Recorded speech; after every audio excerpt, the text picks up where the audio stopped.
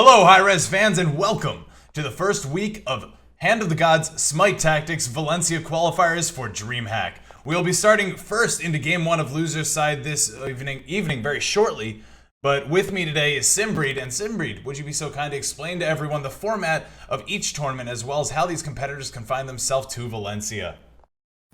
Yes, of course. So the format of this tournament is Conquest with double elimination, and it's a 3-week format. So with the first 2 weeks is basically you accumulate points for week 3. It cuts to a top 8, and the winner in the top 8 from America and Europe goes to Valencia.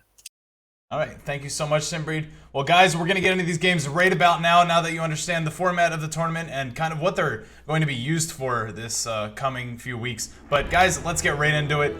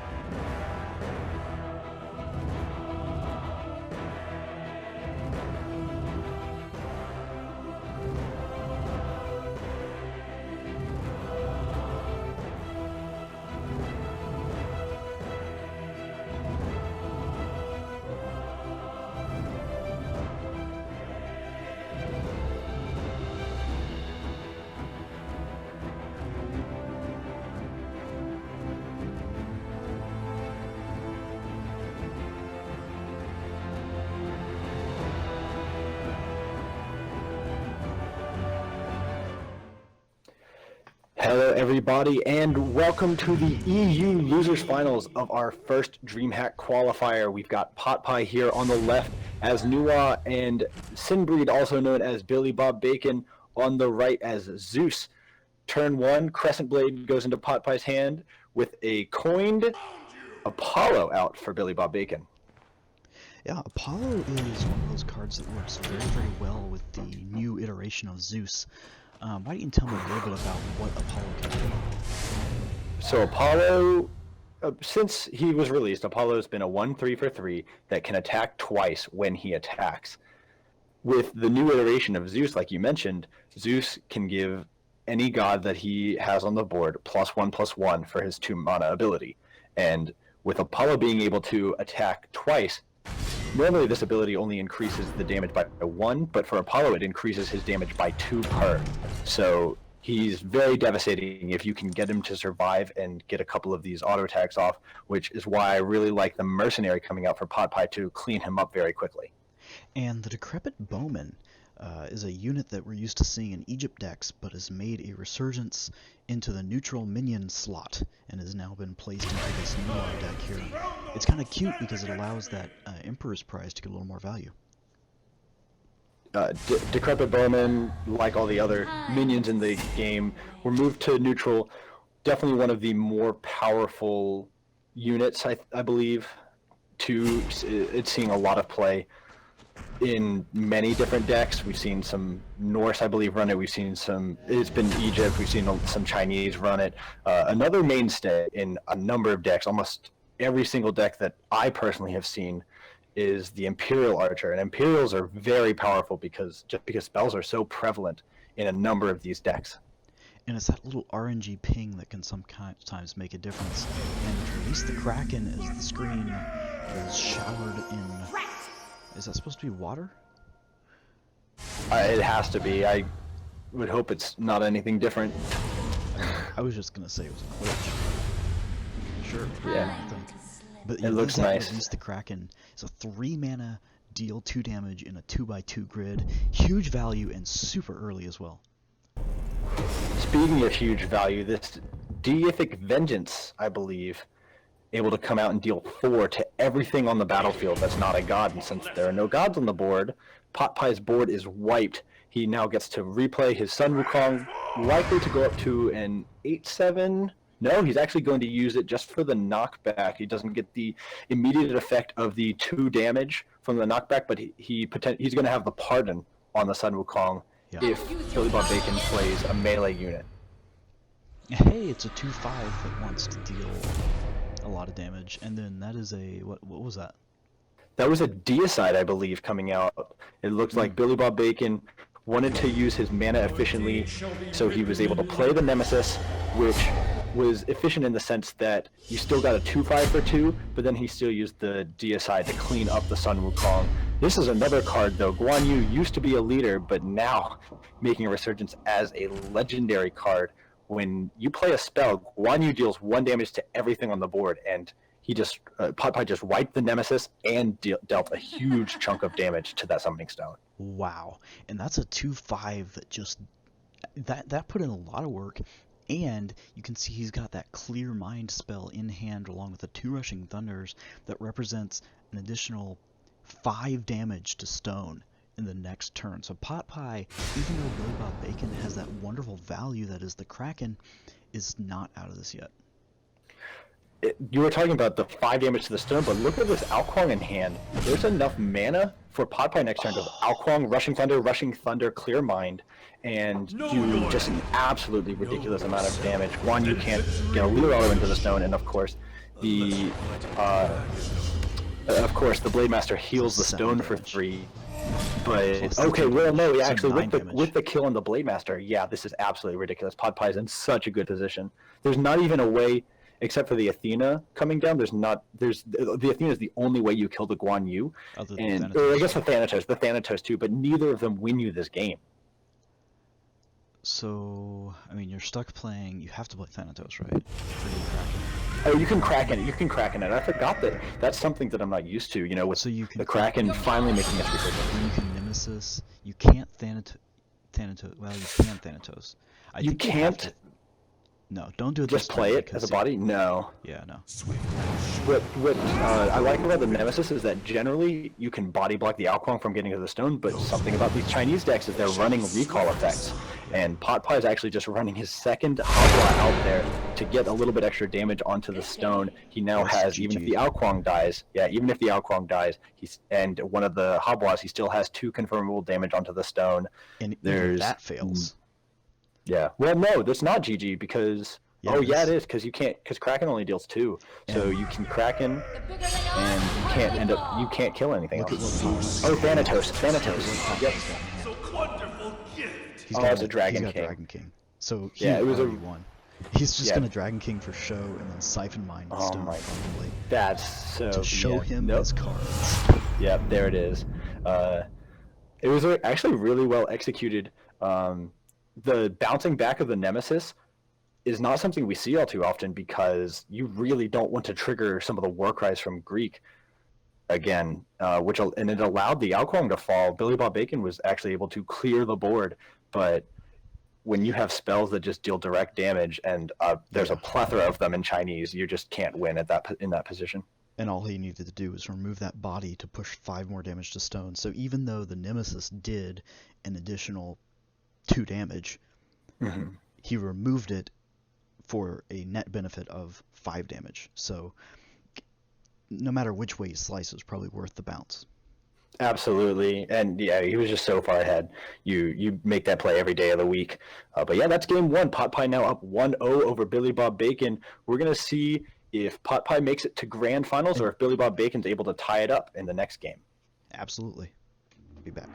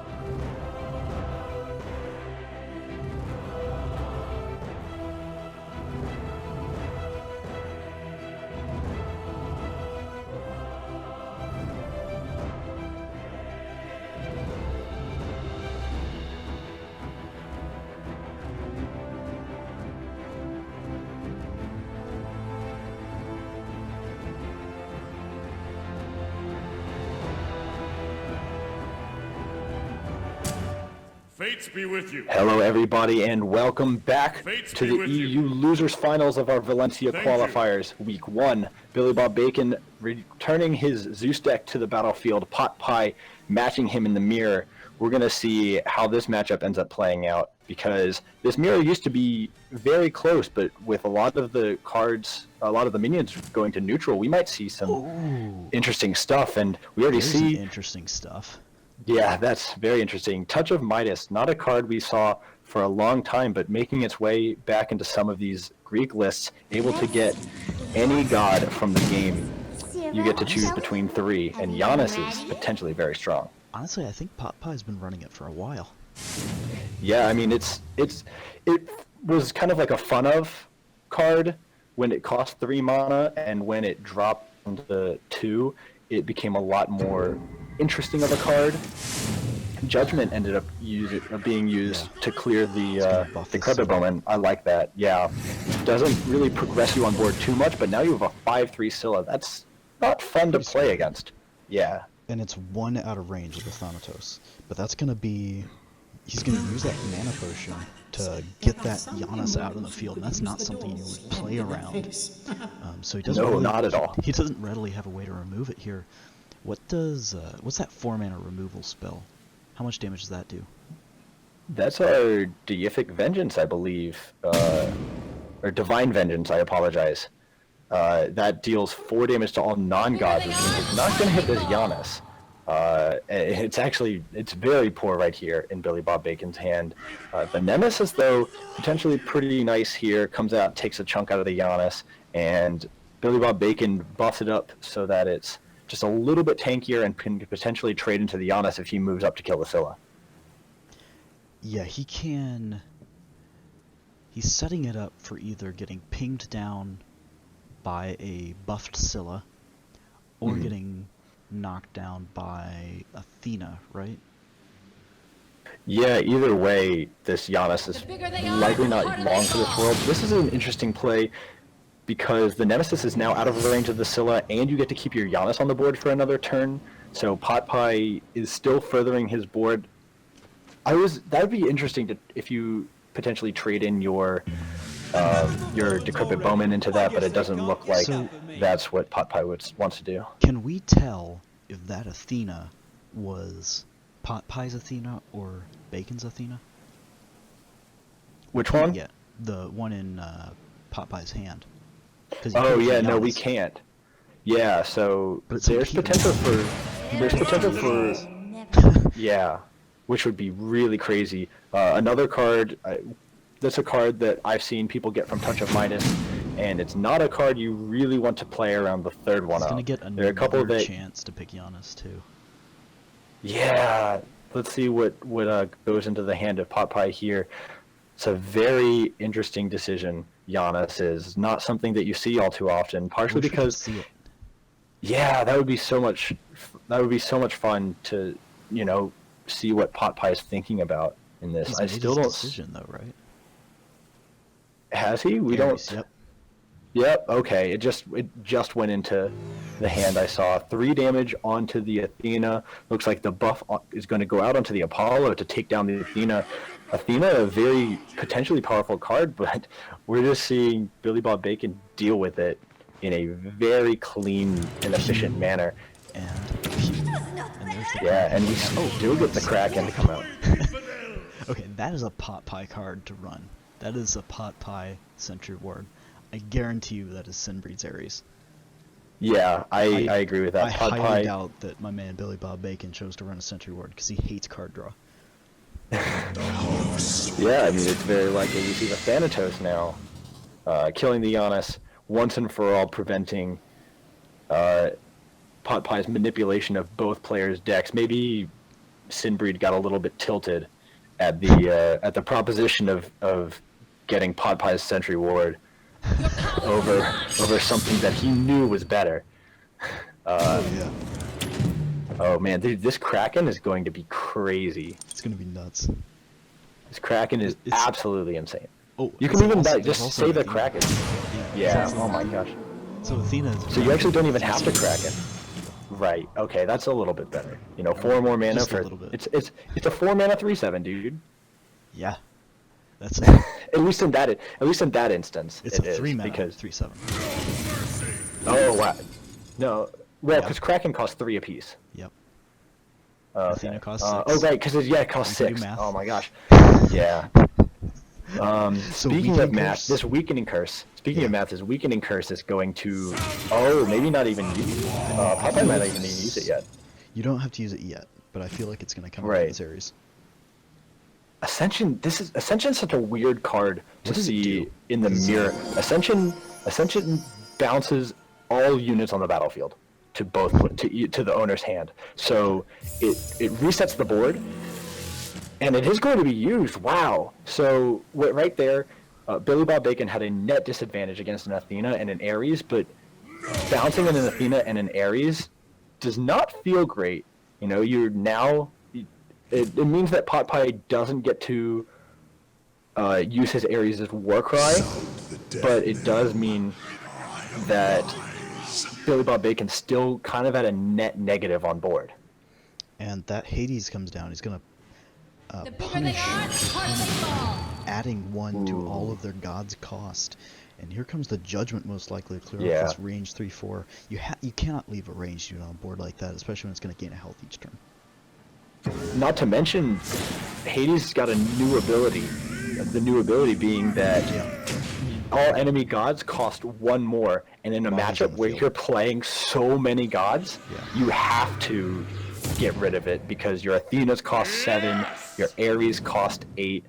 Like Nemesis, I don't know if there are any more Nemesis in Pot Pie's list, but your Nemesis costs 3, and that's still not fantastic. You're hoping to play all these cards in the right curve, and when you don't hit that curve, no, I don't think so. No, but when you don't hit that curve, that's so powerful.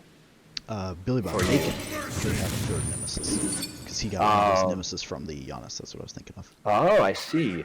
Ooh, Another touch of Ares Touch is of getting Midas, buffed touch of Midas, by touch Billy of Bob Bacon, but Aw. I just wanted but to this watch it. Shall be my shield. the weakening curse just means that the buff on the Ares is going to be useless. Oh, nope, it not remains. quite The buff useless. remains, yeah. Yeah, the buff remains. Phantom Grasp in the hand of Billy Bob Bacon. With only 7 health left on the stone, this was too late, I think. You have to Phantom's Grasp. Even if you do You Phantom's Grasp, Phantom still Grasp and lose. Judgment. You Phantom Grasp and Judgment the... No, because Judgment doesn't kill... Yeah, because you Yeah, can because Judgment... you have to trade in your Ares, yeah. Yeah, you you have to Judgment the... You have to Judgment the Nemesis, which means you're Because still otherwise you taking die. 3 damage. Right, you're still taking 3 damage. Which means you have to win in 2 turns. Which is not fair. Yeah, that's something that Kraken being introduced even with a single target stone. We know he's dead this turn. Yeah, but Kraken just a very powerful effect, given that it puts your opponent on a clock, and when you're behind against a Kraken, it's very difficult to come back from. Get Kraken. Yeah, that one. Oh, come on. It was slightly different.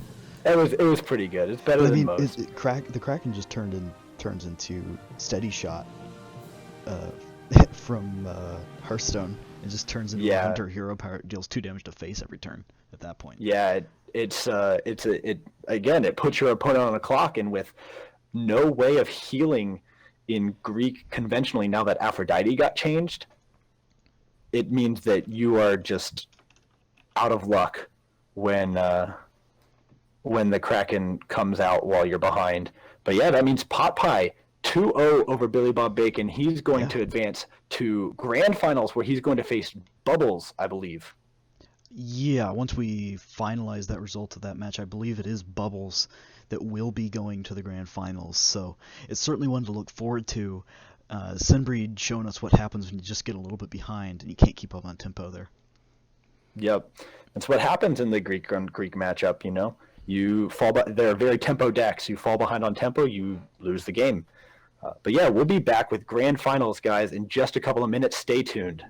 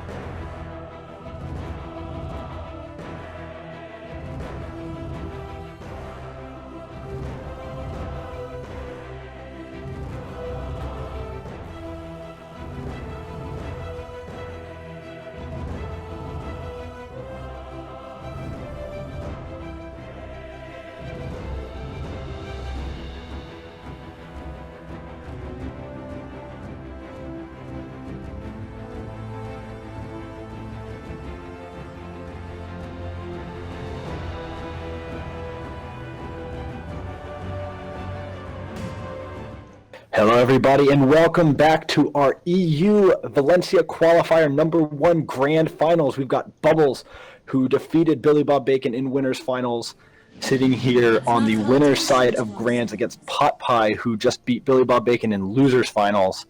Yep. We've got a Nuwa mirror on the board. Nuwa recently acquiring or inheriting Guan Yu's old ability after he was made a card.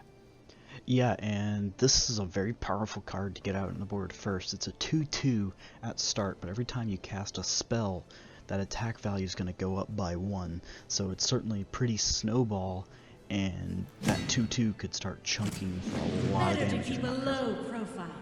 It could potentially. I'm interested to see how Pot Pie sequences this Yeah, next bounce it, turn. right? Well, you could play the Imperial Archer and then it's actually going to be the Decrepit Bowman. I was thinking Imperial Archer and Crescent Blade hoping for the ping, but Decrepit Bowman still trades into the 2/2. Bubbles can't get any more effectiveness off of this except for going for stone, trying to get enough spells that going for stone is worth it. And because otherwise this 2/2 is just going to the Habwa. Yeah, otherwise the 2/2 would be a very efficient answer to the Imperial Soldier, but it's now going to be off curve for Pot Pie. We might actually have to see the Guan Yu come out. What is that first card in the far left of Bubbles' hand there? The 1 mana. That's a Contemplation.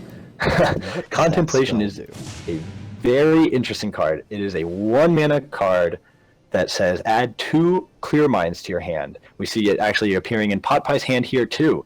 Clear Mind is a 0 mana spell that has flavor text on it, which means what does it do? It means it's exactly like you would see Null Rod in Magic the Gathering. It does nothing. No, it doesn't do anything. What it can do, right?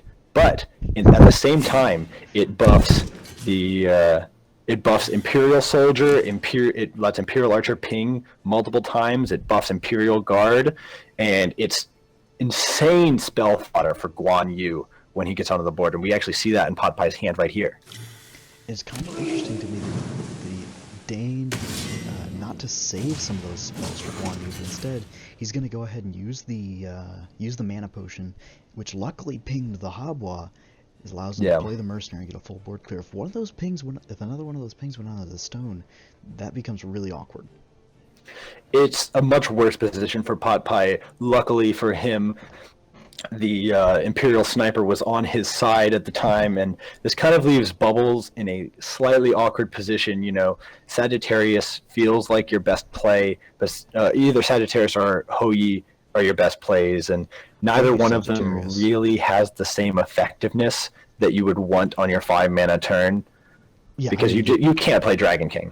You're basically paying 5 mana for a 4 mana card, which is inherently bad. So Sagittarius itself is the better play. Yeah, Sagittarius itself gives you the potential to have a higher mana swing. Hou-Yi is the safer one. Sagittarius has the potential for higher value, but you could hit a turret in your back line that's just sitting there all game. You could hit a mercenary, which is something that old Sagittarius could hit.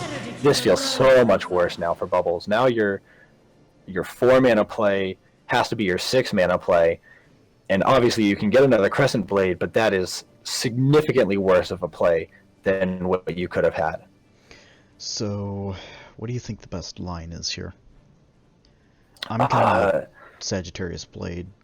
I'm leaning against Hou-Yi this turn. I liked it last turn, but Sagittarius gets you more bodies on the board. But of course, more bodies on the board scatter against Guan Yu. Right, but Bubbles doesn't know that there's a Guan Yu in Pot Pie's hand. He only sees the Imperial Archer on board. He knows that he has to deal with this. It's worse against AoE, right? And there's possibly 3 cards of AoE, and you would keep all 3 of them. So I think you could very reasonably play around AoE here and play Hou-Yi again. It can, but Hou-Yi is a card that when it hits the board, it kind of needs to snowball as well. We already see 1 Crescent Blade in the hand of Pot Pie, as well as a projection, which means that there are a number of ways for Pot Pie to just straight remove it, and Bubbles has to know that by now. He is going to end up playing that, though. Rushing Thunder is going to end up taking out the Hobwa. I like that play. I think that's the better play because you It's do more wanna play around defensible. AoE. Yeah. Yeah, it's more defensible, but you can get blown out harder, I think, potentially, because Sagittarius is still one card for 2 units, and it's a better play against just the Imperial Archer, but it's a worse play against the Guan Yu. And we're actually going to see the Guan Yu be stalled out a little bit longer just because Pot Pie doesn't have to play it yet. Yeah. He's got 5 mana worth of spells in hand, 7 mana worth of spells if you count his hero ability. So if he saves that for just the 10 mana turn, that 5-cost card can come down and immediately do 5 damage. Not to mention, progressing your board with more Imperial units, the Imperial Guard just has the potential to completely blow out the board. Maybe Pot Pie kills the Hou-Yi this turn, or probably looks towards the projection onto the Hou-Yi potentially just He's got a to range of everything. just to get it off the board. You still keep your board state very similar. Bubbles is actually thinking a lot about this turn. I actually don't even know what's the best play for him. I really like how Pot Pie's laid out his board, actually, The Hou-Yi is because completely Dragon away from King. everything. Yeah, and Dragon King does nothing White on this Tiger. board. White Tiger is not... He's gonna play that for the card draw for Emperor's Prize, I would assume. Yeah, I think you kind of have to at this point. 3 new cards. You get your own Guan Yu back, but you don't have as many cards to synergize with it as Pot Pie has. But you do get a Blade Master, which is a nice late game card, and Projection has potential as long as you can keep some of your stuff on the board. But now Bubbles is in Guan Yu. prime Guan range. Yeah. Yeah. Here Guan Yu's comes- just going to destroy him here. Here comes some Crescent Blades. And a bunch of other stuff too. Yeah. Oh my gosh. This is painful to watch. You don't even could need actually to use just the clear second mind. Crescent Blade. You just hit Clear Mind, yeah, and then you get 4 damage from the Imperial Guard, 2 from the Imperial Archer. He's going to use the Crescent Blade. Imperial Archer actually hits the stone. That's really cute. Gonna use the Clear Mind just for 2 extra damage onto the stone, which means Pot Pie is firmly in the think that's driver's seat reasonable. right here. Yeah, I think so too. A 0 mana card that deals 2. It's basically a Siphon Mine that doesn't draw, but also doesn't cost mana at this point. Yeah. So this turn, what are your options? You You have Dragon to King. You have to Dragon King the Guan Yu, right? Mm, And then you ping down You- the Emperor. Can you kill? No, you can kill the Guan Yu with your own Guan Yu, right? Because of Clear Mind and Crescent Blades. You can actually full wipe the board with your own Guan Yu Oh, yeah, you Contemplation can. and Crescent Blades. I So forgot I that think that's what contempla- Bubbles has to go for. I forgot about that Contemplation being 3 spells. Yeah, it's such an important card. When it's sitting in your hand without an Imperial unit or a Guan Yu, it does literal nothing. Feels so bad to have in your hand, but when you can get this combination off, it is one of the most disgusting combinations in the game. You even get to clear the Decrepit Bowman and both of the mini Bowman as well. It's just absolutely disgusting. That's pretty nasty. Yeah, and now you have a Guan Yu on board, and your opponent doesn't, obviously. Oh, actually, that did 4 damage to the Summoning Stone as well, so this is actually really tight in terms And of you've got- the board. Know your enemy. Blade Master's 4 and the yourself, Dragon King, and which victory is will be 6. So you've got 10 damage Unless you're fighting a from hand. dragon, of course. which means Yeah, you I take like that 5 play. HP. Yeah, I like that play. Projection does kill Guan Yu from Ao Kuang, which is why it's really nice to have Ao Kuang at 5 power. 5 health also means... What's up? I feel like you just play Sun Wukong here, right? Try to get to the stick. You could... If it sticks, you win. Which form of Sun Wukong would you take then? Would you take the extra damage form? I don't think it matters, but Blade Master's safe. It is safer. It means that you knock your... Oh, he's actually Blade Mastering the Ao Okay, Kuang, so which he's means he gonna gets to kill it. Crescent Blade it. It clears the threat of the Ao Kuang, which is Play the probably soldier. safer. I feel like you should make a blade here instead of playing. He already hit. I like playing the soldier because It's supposed you to can play the soldier in the zip. back line out of the way, and when you generate and play spells, it means your soldier gets to come from the back line into the front line and be a nuisance from a position that Pot Pie can't reach it. Siphon Mind and that's an Emperor's Prize, which isn't great. There's going to be 2. It doesn't. He can't play it this turn. Yeah, he can't play it this turn. And the Archer doesn't get to kill the Blade Master, which means Blade Master potentially gets to trade into the Imperial Archer. This is a Dragon King. Right. Yeah, Dragon King's actually, yeah, you can just Dragon King the stone. Do you just win off this? You can projection from your soldier onto the Imperial Archer, hit the stone for 6 with Dragon King, and then go. You've got 6 damage from the Dragon King. You need 5 plus 4 is 9. Yep, you have exactly the amount of damage. You can projection from either unit. So Dragon King and projection is going to win this game for Bubbles from a position that was very precarious. We saw both players go kind of back and forth. He might have been missing one. No, because 6. You still get 6 here. Oh, right. Which means your guy's at 6. Right, so he didn't need the Crescent Blade. It was kind of a little bit of flair, but that was a very back and forth game from these guys. You know, Guan Yu brought a very precarious situation from both players, and let's be honest, second Guan Yu wins. The second Guan Yu, as long as you get it onto the board in a position where you can clear the first one. Yeah, true. Yeah, it's not necessarily the second Guan Yu wins, but it's always the last Guan Yu standing. In this case, isn't that usually the second one? Sometimes, most of the time, but it also depends on how many spells you have in hand when you play your Guan Yu. Otherwise, then he's just a dead 2/5. But Bubbles' Guan Yu is not a dead 2/5. It almost did more work than Pot Pies did, and it got Bubbles the victory. It was a killer 2/5.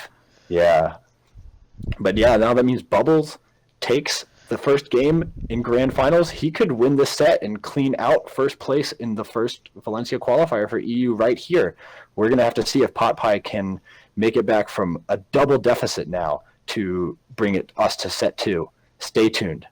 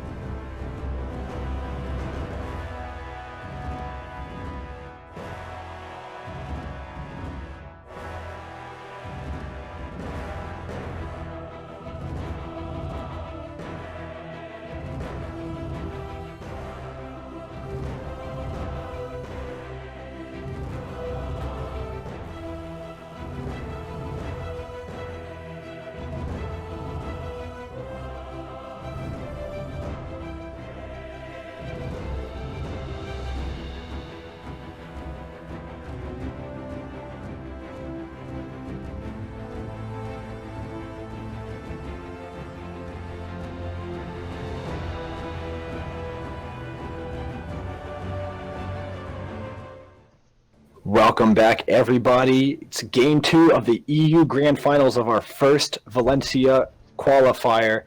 My name's Trixis. I'm still here with Illy. Pot Pie bringing back the Nua list that he lost with last game. Bubbles now onto his Zeus list. Indeed, and there we see in hand, he's got a Blade Master on Zeus, which is it's a card that we see in every Better deck to keep a nowadays. low profile. It's a very powerful card. The potential to surprise somebody with 4 damage in the late game, has a lot of health to stick around on the board, and just, you know, it can turn the game in an instant by taking somebody who's kind of stabilized but has left a little bit of a position open on the board for him to sneak through. You can just turn the game. So I'm thinking coin out the Apollo for Bubbles here. I think that that's a pretty strong play. Apollo has more to do on the board than Scylla does at the beginning, because when you buff him with the Zeus ability, Apollo's damage scales better with that 2-mana ability coming out of Zeus. Of course, if So you I- play the Scylla, you're setting up for the Scylla to do 2 damage next turn, right? You are, but at the same time, it really depends on what Pot Pie is playing. I think Apollo is safer against a unit with 4 health, just purely because, Nuwa could be running a number of these. Imperial Guard is just such a powerful card. We still see it in almost every single Nuwa deck, every single and many other pantheons as well. Now that it's a neutral card, we see it in Pot Pie's hand here still too. Although I find it a little bit interesting that Bubbles played the Apollo in the back line. I guess he's looking to have it be playing on the defensive, but at the same time, it could just get pinged down by Crescent Blades and Imperial Archer arrows, which means that it might lose its effectiveness very quickly. I kind of agree with that statement. I fully expect actually to see the Imperial Archer plus, maybe not the blade this turn, but you gotta No, I think you expect hold that it. the blade's gonna come out eventually, and that Apollo is gonna die before it does enough damage. Yeah, and you can play the Imperial Archer because your Apollo's in the back line. You can play the Imperial Archer in an aggressive position, which means that you're still safe to move him. If Apollo moves forward, you can move the Imperial Archer forward and take the fight on your own terms if you want. But at the same time, this is a card we see in both players' hand. Decrepit Bowman can counteract a little bit of what Imperial Archer is trying to do because of the fact that it can make more bodies to decrease the RNG chance on the Imperial Archer's ability. And I was gonna say that I really would like to see the Decrepit Bowman come out here and move the Apollo up. Because, like you said, when that Decrepit Bowman dies, spawns 2 more bodies that you really don't want to waste a ping on. So, I kind of agree with that analysis. I think that's a good At the same time, moving the Apollo up means that if your Imperial Archer trades into it to drop it down to 1 health, then you Crescent Blade the Apollo, which is not bad play by any means for Pot Pie. Just by nature of what's on the board, the Decrepit Bowman can trade into the 2/2, get the value Imperial Archer off the board early, and you're still left with 2 1/1 archers on the board. Either way, it looks like he is going to decide on Decrepit Bowman, playing it very far back. Bubbles is playing very defensively this game. Ooh, that's a bounce. The Habwa. Oh, actually, we're going to see the Siphon Mine come out, maybe produce another Crescent Blade. Actually, the Siphon Mine ping on the Imperial Archer means that the Apollo is going to die this turn, whether the Imperial Archer decides his fate or not. Looks like it's not, Imperial but Sniper is aiming at the building. yeah, he just Pot Pie's Archer right here just wants the win real bad. He saw that Pot Pie wasn't able to clean up last game. Guan Yu shredded through all of Pot Pie's cards, and Imperial Archer's like, nah, man, not this time. We gonna kill that stone. We're going hard in the paint. Pot Pie still in a good position though, because one of the strongest things we saw this with ISIS decks that were cropping up before the leader changes of rip ISIS deck, but with Decrepit Bowman and the like of the Afterlife units from from Egypt now in the neutral pantheon. Bouncing these Afterlife units was one of the most effective ways of controlling them, and the Habwa is going to deal with its Decrepit Bowman very effectively. And you could afford not to play the Habwa that turn because the Decrepit Bowman was so far back. It couldn't impact anything this turn. So in essence, you've taken an already slow card, played it in the back, and made it even slower. Right. The Scylla here is also just not going to do anything. You play her in a position that... Too. Right, but you're using almost a full mana worth of abilities in that charge to, like, you're not using it, is what I mean. You could at least ping the stone, right? You could, but then you put your Scylla really far out of position, But you because you then die to Crescent Blade, you die to Imperial Archer hitting the Scylla plus Crescent Blade, and then your Scylla's still a 1/3, which means that you still it's not die doing that way anything. anyway. Right, but at least in this position, potentially Bubbles has a card to, hit something of Pot Pie's down to 1 health, and then the Scylla can try to have a potential to be aggressive, although with both of the units on Pot Pie's... both of the units on Pot Pie's side have 2 damage, which means a Crescent Blade would just snipe down the Scylla anyways. Right. So it's just a very hard position for Bubbles to be in at this point, because he didn't have anything to play at 4 mana. He didn't have anything to play at 4 mana. I think we got to go back to that turn 1 Apollo play, and I think the Apollo has to be played up, because you have... I think so too. You played first, right? You have to take the initiative, and instead he's deciding to play this one very defensively. He's got 4 very late game cards in hand, so he might be able to win this by playing defensively, but it's gonna be tough. And Athena not able to clear out Imperial Archer. At least right now, we might be seeing the Scylla just poke damage into it just so that the Athena can clear it off the board next turn. But then Pot Pie might be looking at that as a potential play and positioning his Imperial Archer and his Habwa in positions that both can't be hit by the Athena. I'm assuming he definitely will. Or he might just say, have the Athena and do it anyway. So it's an interesting decision. I think Bubbles has to push damage here. If he doesn't, then your Scylla is sat on the board for 3 turns without doing this. I think that's very correct. You have to push the damage there. Yeah, the question is now, what do you do with What do you do as Pot Pie? Do you snipe down the Scylla? Do you not care about the Scylla and play, an Imperial Archer, a second Imperial Archer at that? I think you Alquang and then Crescent Blade. Crescent Blade the Scylla? I think that's a very strong play. You're not using all your mana, but at the same time, Alquang is a very powerful card as long as he sticks, and there's nothing on Bubbles' board or in Bubbles' hand that can take care of an Alquang next turn at all. Athena can push 2 damage, but based on the positioning of Pot Pie, that's all it's going to be really doing. So he's actually going to elect to play Imperial Guard, which I'm expecting to see a projection then. Right? Yeah, I think that probably has to be the case. We're actually going to see no spells, which means he's going to play the second Archer or the Decrepit Bowman. Either of them, still 3 mana cards. The Archer is just better just based on, you have the Alquang in hand. I assume that I did this because of the fact that next turn he has the Alquang and the second Crescent Blade. Yeah, that's so true. He can hit something. He can hit something harder, and now he also can't get blown out by the potential of an Athena coming down and taking down his Imperial Archer. The Imperial Archer is going to go down on its own terms. So we've been building up to the Athena turn. Is that his best play? I think so. It's definitely not Thanatos. Yeah.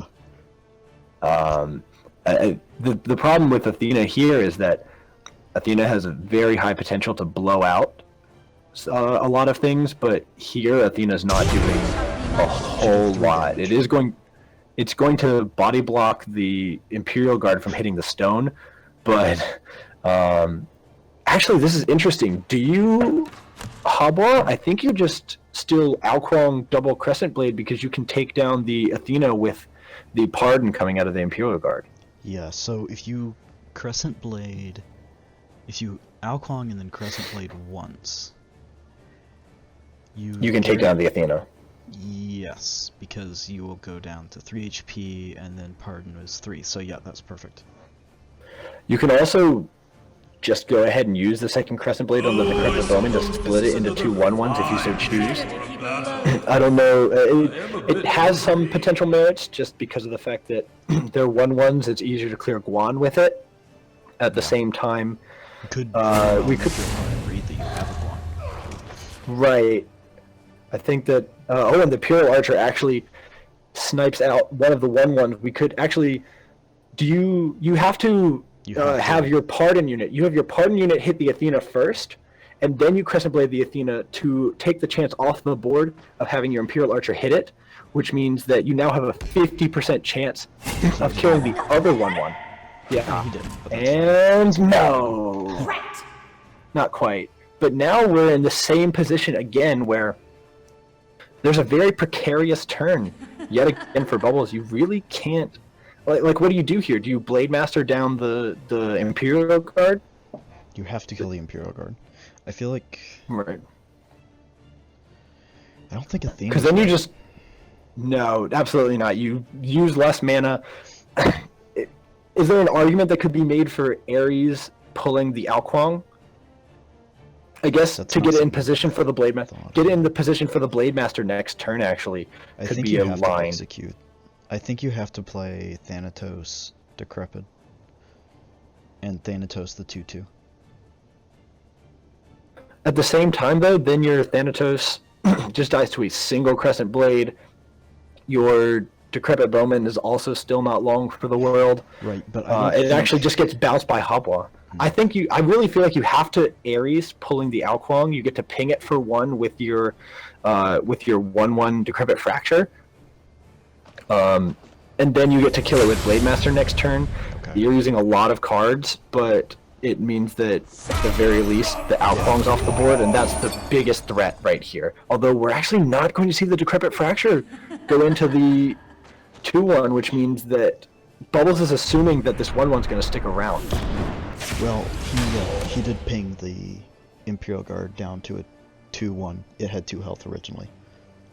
Oh yeah, I that's think, very fair. I don't know. It's just so scary to me to leave Better the to Imperial keep Guard a on the low board profile. because you know it's just going to push more damage. And now the Ares is off the board, the 1/1's off the board thanks to our Imperial Archer getting a little bit more damage on. Now the Blade Master just doesn't kill the Alquang. I think you have to...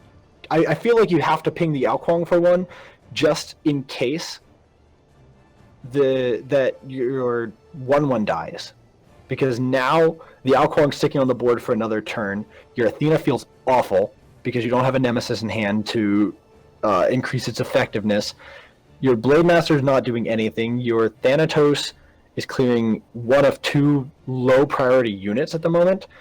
It's just... This is just all coming up pot pie for me right now. So, Marksman, Thanatos buff, Yeah, but then Marksman. you still die There are to... some who Yeah. You have At to the kill same the Imperial time... Guard. At the same time, now Rushing Thunder is ridiculous here because it kills the Marksman and deals 2 to the stone, which is something that Crescent Blade can't do. Alquang Projection gets does to push 5. 6. Yeah, projection does 6. So I'm you trying to filter see if there's a board. way. Let's see. 5. Rushing Thunder, Blade Master just wins you the game, I think. Because you get to push. You have 9 damage on board, and Blade Master just ends it. Yep. GG.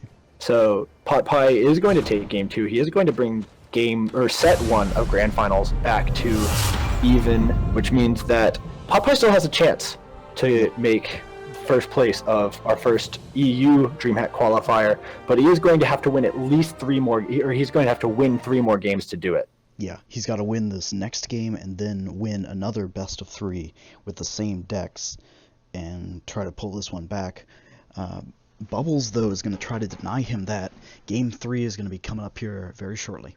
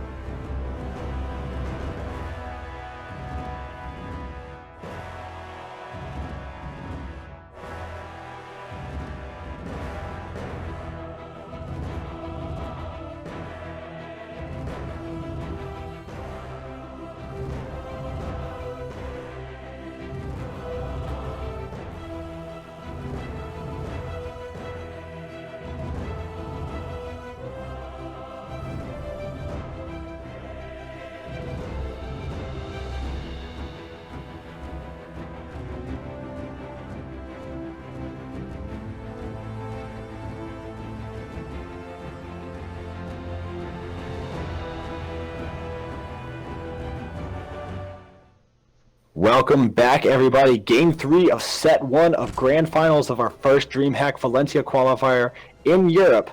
Sorry for the long introduction, but we are back. It's myself, Strixus, and Illy here bringing you Game 3 of Pot Pie versus Bubbles, and it's a Zeus mirror. We loaded in a little bit late here, but we've got a couple of plays already on the board. Looks like... what is that? It's a marksman that got nemesis. Yeah, that got is it nemesis a because 1-1? Pot Pie just... because it was a 1-2 and then got hit by the nemesis. So it became a 1-1 and the nemesis became a 2-3. Damage. I'm sorry. Yep. Yeah, which means the nemesis... nemesis being your only early play feels really bad, but at the same time, you know, you still have a 2-3 for 2. That's not terrible.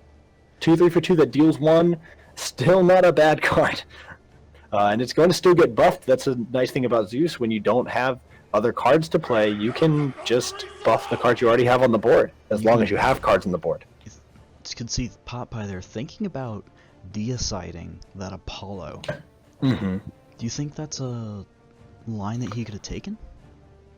I think that it doesn't feel great right now, but if this Aphrodite comes out onto the Apollo, then it's going to feel fantastic. Aphrodite changed a little bit recently in this last patch.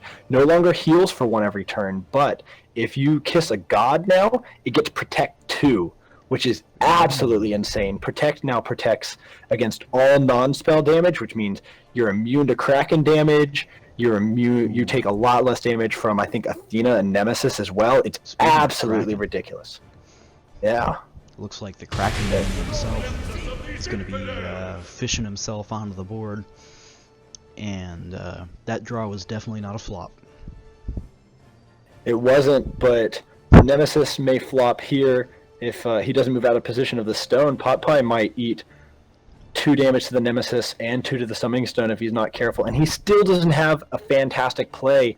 Another thing about Kraken being... you have to play the Hades, but another thing about Kraken being on board, about Kraken being Bubbles' new leader ability, there's a couple of pointers about this. 1, you don't get to buff the Apollo anymore, so your Apollo's kind of bad now. Yeah, it's like mediocre. 2, it's very mediocre. 2, whatever Pot Pie plays around his stone, you can just Kraken it and deal extra damage to the stone. Which So the value means that this Hades... right, which means this Hades starts as a 2-4. So Hades starts as a 2-4 if Bubbles so chooses. You can actually have it start as a 2-3 with the... the 3-cost Nemesis, because you can Nemesis, even with the Hades on the board, and use your mana potion, and Kraken the Hades down to 1, which means that Hades basically is doing nothing on the board, and you're back to having your gods costing the same amount. Or you Kraken very soon. You Kraken it down to 4 HP. Is there a way No, I to think play you God Nemesis run. You can Nemesis your opponent's Nemesis. No, okay. Kraken it. Nemesis your opponent's Nemesis. Kraken the Hades and the stone, and then run your marksman into it, because then What if you marksman's now a Nemesis- 4-1. If you Nemesis the Hades right away. But then your marksman's still a 4-1. Right, and then the Hades still dies. You could play You also could play Thanatos. Thanatos, marksman running into the Hades. Thanatos execute the Hades, and that uses your mana efficiently. You still get to keep your mana potions. We are going to see the Nemesis though, which means maybe not the most efficient use of Bubbles' mana. You are either holding 2 mana or using your mana potion to Kraken, but at the same time, you're still getting to push damage to the stone. It's not terrible. We are going to see the Kraken come out with the mana potion onto the Nemesis. The Apollo, though, just out of range. Your combination might have been a little better there then. With that Yeah, I effect think cleared? that... No, you would still no, have Hades because- on board. because the Hades would be gone, but the Nemesis would still be at 2 health, because you're Nemesising the enemy Nemesis. So either way, it's the same result. Either way, it's the same result, but this way does give you 1 more health on your Nemesis, so that's something, I guess. That's true, yeah. So this is better. So it is very, deals too very much damage slightly to stone. better. The bigger Deals they too are, much. the harder Right. they fall. Right, it does, yeah, so, it could be, it's a very weird interaction there. I think that either play is very defensible, and now neither player has the god buff anymore. Both players have to get value with Kraken, which means this game Have to. could be potentially. Yeah, they have to. Which means Feels this game so could be bad. potentially pretty short. This game could be pretty short, you know? Yeah, everybody's on a clock. Right, and we could see both players moving into these outer rows, the top and the bottom row that aren't really used all too often, except for extreme positioning. We might see some very weird positioning to prevent their opponent from getting very, very valuable Krakens. What do you think is the most defensible play here for Bubbles? Do you Thanatos down the Poseidon and play your Divine Intervention to draw through your deck, or do you recognize that this might be a longer game if you're positioning properly and you don't want to draw extra cards right now? I feel like Apollo Kraken is better because you just Okay. you want to push the button every turn because the button is so valuable to you. So push the button Yeah. every turn, play the Apollo, which is already kind of a weaker card, run everything to the outsides, away from Kraken Town, and maybe try to do a little bit more damage next turn. You also have to position in a way that multiple units aren't getting hit by a 2x2. This Divine Vengeance sitting in Pot Pie's hand does Dead. literal nothing right now. It's probably a the good card Deicide, matchup. It's a I would Dragon assume Fire that Potion and a Dragon Priest mirror, right? you just don't do anything with it. It can hit very corner case stuff, but corner case is not Marksman, what you're looking basically. for. Marksman, Blade Master in hand, but you just don't want to do it. This is so rough for Pot Pie at the moment. Positioning is so weird around Kraken because you can't move your Nemesis into a position to chunk down the Apollo without both your Ares and your Nemesis getting And hit your by the stone. Kraken. And so if you moved your Nemesis to below the Ares, your stone wouldn't get hit. Gotcha. But at this, you really don't want this Kraken to get value onto. I think it's more fine if you get hit with one unit and your stone than it is getting hit 2 units, because then your opponent just has specific board advantage. So then this play here, I like Divine Intervention, Nemesis, Kraken. Nemesis hitting the Ares then? Yeah, of course, yes. Because Yeah, like I said, so you just Nemes- want to push the button every turn. It's a delicious 3 mana, deal 4 essentially. It also drops the Ares down to 2 health if you hit it Yeah. with the Kraken, which, dropping an Ares from 8 to 2 in one Enyo. turn. I don't think you play the Enyo this turn. Like you said, you want to keep hitting the button. But the Nemesis, here's your play. Exactly like you said it, although... Yep. Okay, it is going to be the Kraken onto the Ares as well. Yep, I like this play a lot. You also get a tankier Nemesis that Very tanky. protects a little bit from Kraken as well. She's going to survive a couple of Krakens, which is pretty strong in a matchup where surviving Krakens is the number one game. This matchup is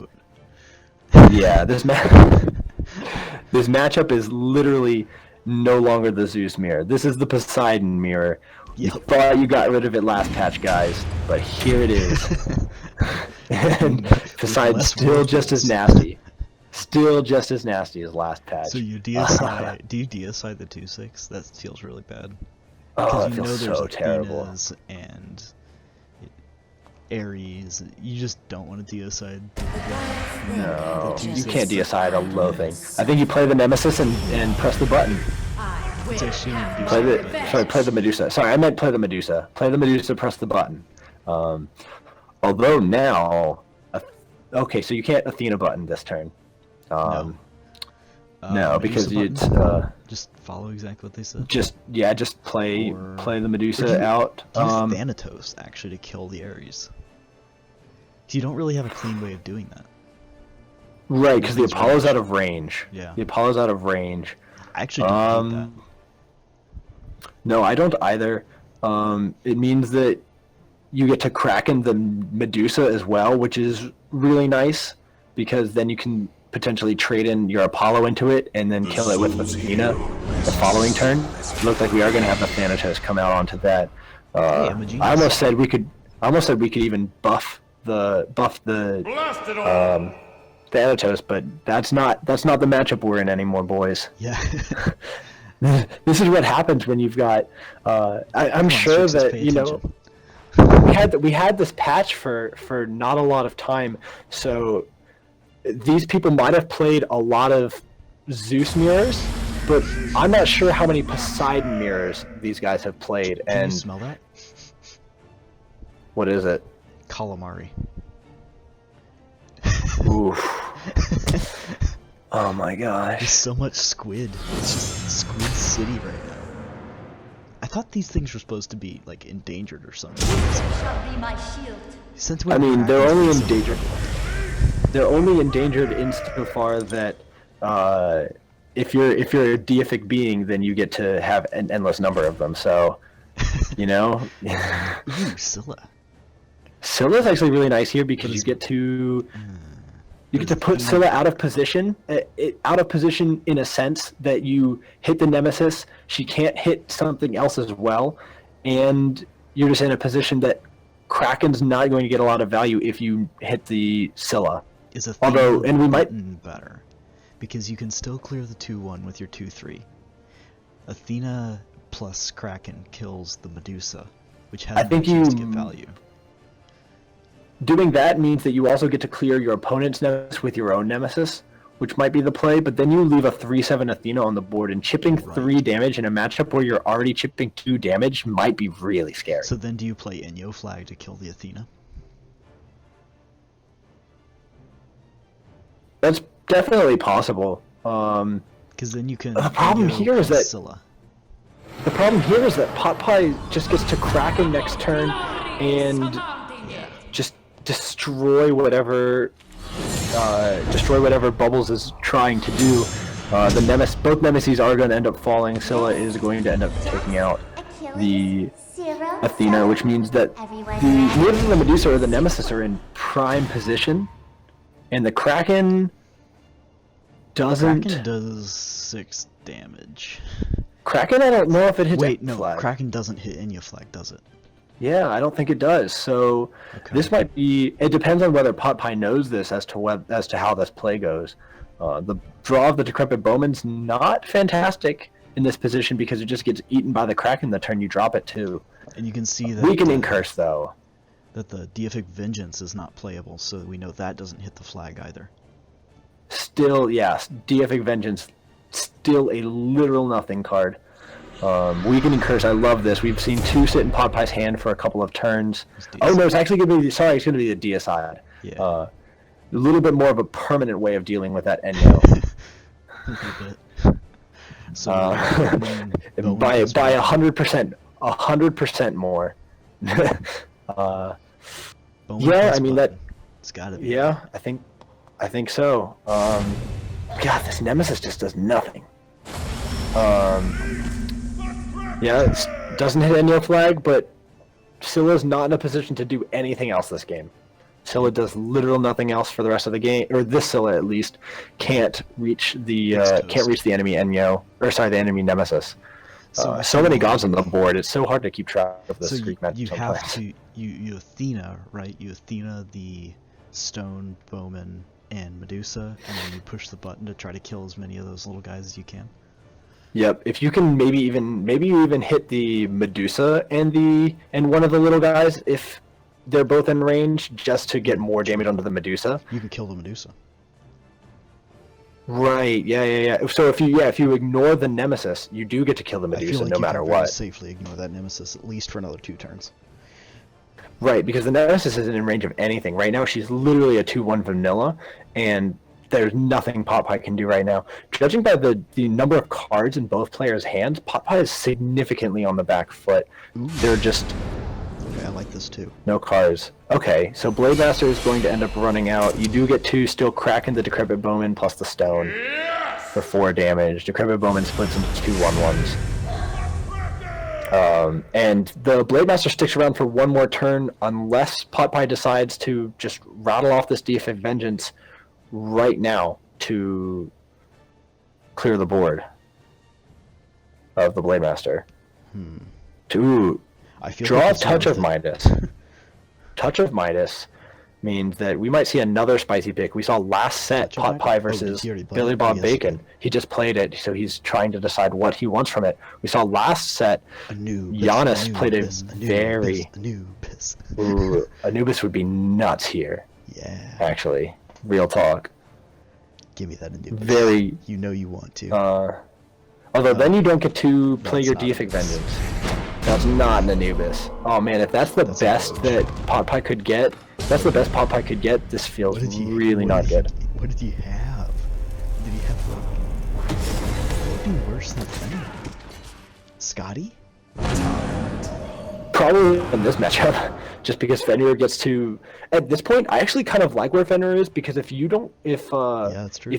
If Bubbles can't stick anything on the board, you can prevent Fenrir from attacking one more turn, and then he just chips in for 6 a turn. Like, And that's not silence bad. is like not in the meta anymore either. So there's that Right. easy to deal with Fenrir.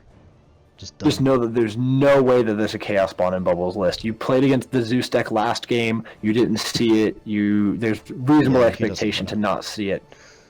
Yeah, So do you kiss your stone? well, probably not, because the Kiss on the Stone only protects for 1, and then the Oh, Fenrir right, can just right, run yeah. around back and kill the Aphrodite.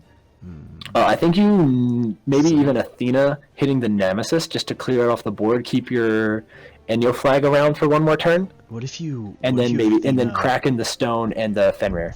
What if you Athena? You could also Scylla? play the Athena, Kraken the Stone and the Fenrir, not care about your Enyo flag, and then your opponent's Fenrir is at 1 health, going up to 3 next turn. That might be better.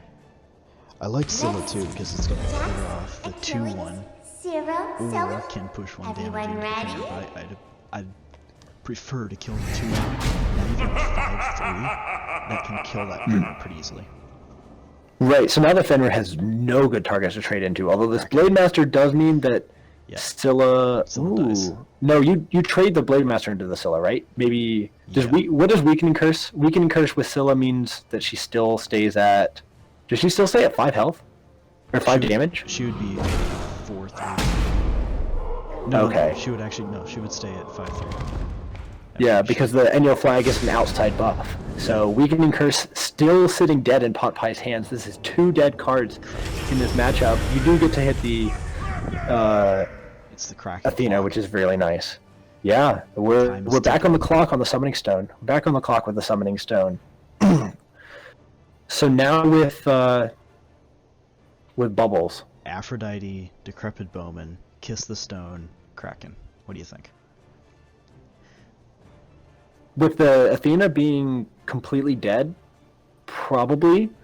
It prevents a significant portion of the damage from this Blade Master coming out. It turns the clock into a 6-turn clock rather than a 4-turn clock for you. You could also Marksman... You Could also Marksman yeah, Medusa. Marksman Medusa.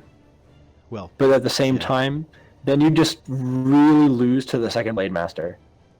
Like, that feels really, really bad. but I don't think you play around the second Blade Master at this point. It's With less only than a 11 10% with only- chance. But with only 10 cards left in the deck for Pot Pie, and the potential for more card draw to be coming out, you could even... Pot Pie, we saw last game, was running Sentry Wards. You could Sentry Ward your opponent's Blade Master, too, with only 8 cards left in deck. There's likely, maybe not necessarily, but there might be another Blade Master. We're Instead, actually he's not gonna- going to see the Kraken at Yeah, all. he's not going to push the button. Oh, this is a huge bounce. This is This so is good. absolutely crazy. Oh, Absolutely no. crazy. He can kill get to the kill the Inyo marksman. flag. I feel like you kill the Inyo flag. Yeah, because then next turn you get to drop the Blade Master for the same amount of value. Kraken still kills the Marksman, which is probably the most snowbally card besides the Medusa. The only problem that I see with playing the Ascension here is that the Athena comes back as a 3/7, and that's potentially pretty Or scary. you but kill the Decrepit Bowman, bounce 2 1/1s. I like that. And they each cost 3? each cost 2. No, they each cost 2. They each cost 2. Wow, that's It's awful. really nuts. Yeah. And the Hades from Bubbles, potentially effective, but Pot Pie we know has only a Blade Master in hand in terms of units, It's not a god. so it's not going to have immediate effectiveness. Although a 3 damage Hades, as we've seen in previous weeks is still a pretty potent threat. Mostly because in the previous weeks, though, we had to worry about Protect 1. That's true. Right, so 3 damage is 2 damage. In this particular game, we don't have that. So to me, No, this is just all about clock. I think you play the Athena on stone, and you crack in the stone for 4 damage, threatening 3. yeah, I like that play a lot. And then Popeyes, you force Popeyes' hand into, having the second weakening curse, which he does, but then you have to play the second weakening curse on the opposing Athena yet again, which means you just played 2 cards into the same 1 card. Your other option. And this is why. What's up? What would another option be? Because he's hovering Medusa. So what is this? I would just see. This is the I can deal damage to your Blade Master. Blade Master can't kill my Medusa, and my Medusa can kill your Blade Master line. Oh, the Inyo is so important. Right, but your flag doesn't stay alive. Because the Hades can just move into position and kill it even if you kill in the future, I guess it's going to be more important. But yeah, Inyo is still a really good draw. Yeah, I think it's definitely got potential. In this position on board, it doesn't feel great, but if Potpie can wrestle back some board positioning and board control, then it might feel a little bit better. What's really cool about what Bubbles' board state is that if this Potpie is just basically stuck. If the Blade Master comes down, the Hades, even if he pushes 4 to stone, the Hades gets to chunk it for 2, and the Medusa gets to make it a statue, which means that Bubbles is actually stuck. Potpie's actually stuck in a position where, yeah, you have to, or otherwise the Medusa blocks off one of Potpie's paths to victory. And Ooh, Athena Judgment. There's so many cards in hand for Bubbles right now. He's got so many options. This has been a problem all game too. Potpie's been sitting on 3 or 4 cards for most of the game, and Bubbles has just been sitting on 4 to 6. 2 of these cards are half a card for Bubbles right now, but that still is 2 units more that you have on the board to body block, to force your opponent to miss position. They're more relevant than the no cards that Potpie has, even if they're 2 mana 1/1s. So what's the line here? You can Athena the Blade Master. Press Judgment. You don't have to worry about the button because you're now in a very fantastic board position, and you can just start running out Krakens in future turns, because now Potpie has to play stuff around his stone once the Blade Master's down, unless it's a second Blade Master. Which means that anything that Potpie plays, you can just Kraken. Kraken's gonna be. So I think you Athena hitting the Blade Master and then Judgment it. Yeah, I agree. You don't worry about playing the Kraken this turn because you're just you're just in a fantastic position. You play it even in the middle, body blocking the stone, just so that the second Blade Master. Oh, interesting. This Athena just does nothing here. I'm not sure why you didn't play it, but yeah, that's a phrase we don't say very often. Yeah, Athena, one of the more powerful cards in the game in terms of raw value and numbers, but it just feels really bad here, an Athena that costs 7 and doesn't get a lot of value. I mean, either way, it costs 7 because you're just Athena button anyway. Yeah, that's fair. So it doesn't matter. Yeah, so you run this out. I think that's pretty fair, because otherwise the Athena can start running. Otherwise, the Hades can move back and deal damage to it, and the Athena actually dies to Kraken. It is dead either way. Because excellent top deck of Judgment. That's really important, actually, because otherwise that Athena could outpace what Bubbles could do. Right, it's a 3-turn clock for both people. No, sorry, it's a 4-turn clock for Bubbles. Would have been a 3-turn clock for Potpie. Yep. But also, I mean, the Aphrodite would have done something in a similar vein, and I actually almost would have liked to see the Aphrodite come out, maybe even over the Aphrodite out and move the Athena in a more aggressive position onto the stone, just because Potpie would have to waste a turn killing the Aphrodite anyways. I'm okay. Although I guess I'm okay with this because it removes the threat permanently, but I think the only thing you'd be really worried about from Potpie's point of view is, the only thing you'd be worried about, from Bubbles' point of view, is a judgment, or for a judgment killing the Aphrodite. But now Pot Pie has no way back into this game, basically. Like, you draw the second Blade Master, and it does 3 to the stone. Actually, whoa, there's the judgment. So my play would have been completely wrong. It would have killed the Aphrodite. You still would have been able to push damage from the Athena onto the stone. So Bubbles playing around that scenario a little bit better than my line would have. Yeah. And he's just in a very stellar position. Your line was weak. It was risky. It was weak because you've already seen both Athenas, right? So there's no reason to play. You don't have anything that can spawn by your stone. So kill the only thing that can do damage to your stone other than Kraken. This is another thing that's really powerful, because the protect 1 on the Aphrodite means that you protect one of the 2 damages out of the Kraken. It means Aphrodite is just insanely powerful in the Poseidon mirror. And that's an Ares, which is actually so good. Yeah, I mean, it just removes the threat of the Enyo having any effectiveness this game. I would Kraken first and then pull the Enyo. Yep, because then you can run your Athena into it without killing your Athena, and then she's in position next turn to push more face damage onto the stone. I don't think you move the Athena first, though. I think you play the Ares first. You Kraken, then play the Ares. Ugh. Well, the only problem with this line... He's got another plan to deal with it then. Right. Well, I think the problem with this line is that the Enyo might be on board, but the good thing about this line is that the Enyo is still only going to be doing 3 to the stone, because Enyo is a base 4/5, which means it's a 3-turn clock, and Bubbles has a much faster clock than that. Next turn, so it doesn't matter, does it? Right.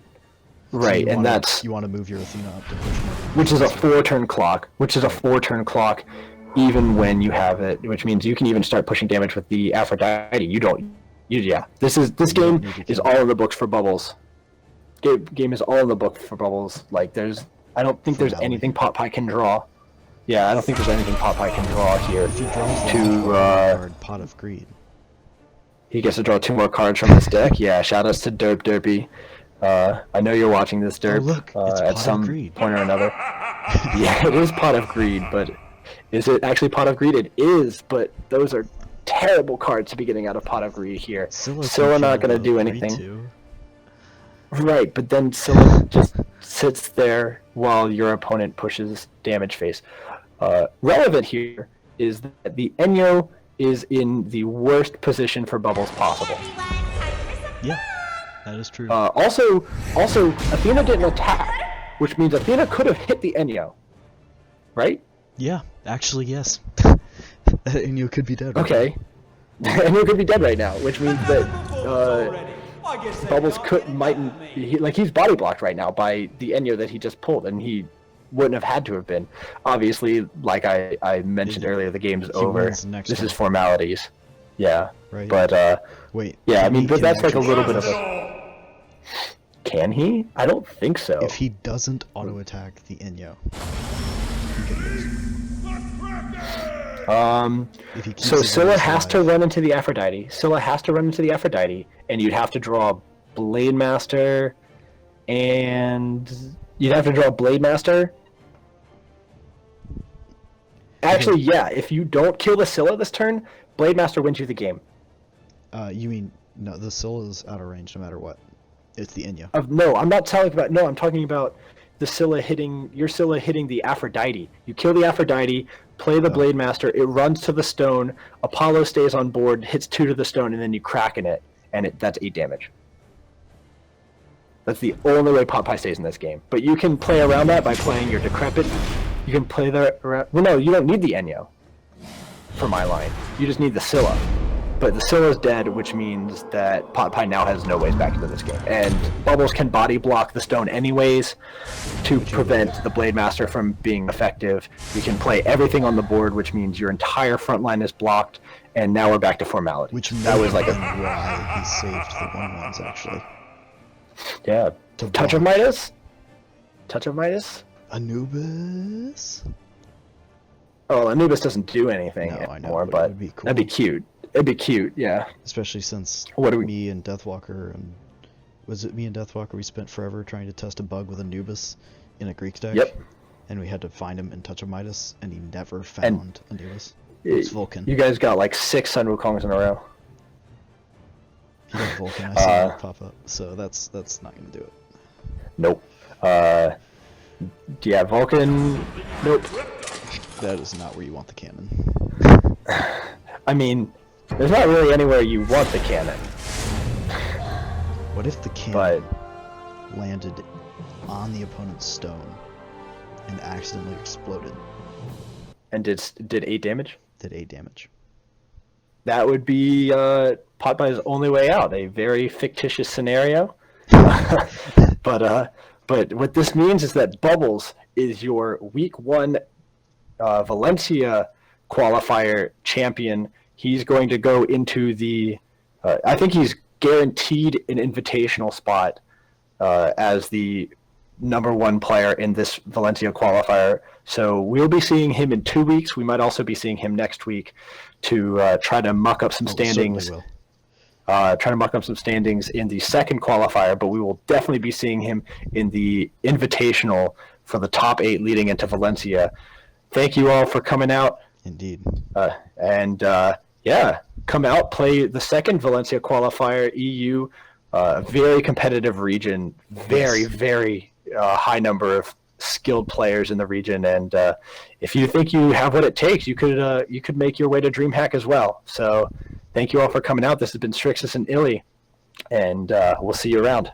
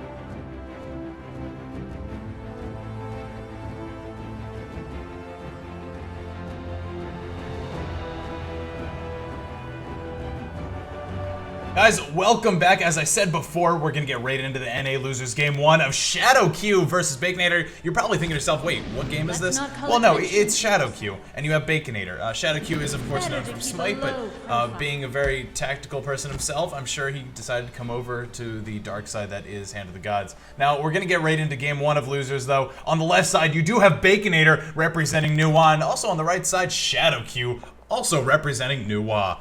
Simbreed, can you please take us into the game, what we can expect between the Nuwa Ditto, the Nuwa Mirror we see before us right now? Know your enemy. Yeah, the Nuwa Mirror is actually really tricky because there's so many removal spells. But the main thing to keep track of is actually how many Crescent Blade is in each other's hand at any time in the game. And if we also look at the opening hands, Baconator has a lot of removal here. So getting rid of his Imperial Guardier was huge for Shadow Q, actually. I don't know if he knows it yet, but if we look at his hand, like, it's really stacked. He has everything right now. Yeah, and speaking of stacked, as we kind of go over that, we have 2 Ao Kuangs. One already made it onto the field, just got kind of sent back to his field as Hebo was placed on by Baconator. But you also have Sun Wukong for the late game. You have Contemplation to get those clear minds if you happen to get your own Imperial Archer out for the pings. You have 2, I think that's what, Sagittarius. Yeah, you have 1 Sagittarius coming out right now with, what, a Brontus in the front line? And you also have a Habwa if you want to send anything back to your opponent's hand, which Baconator has to look out for.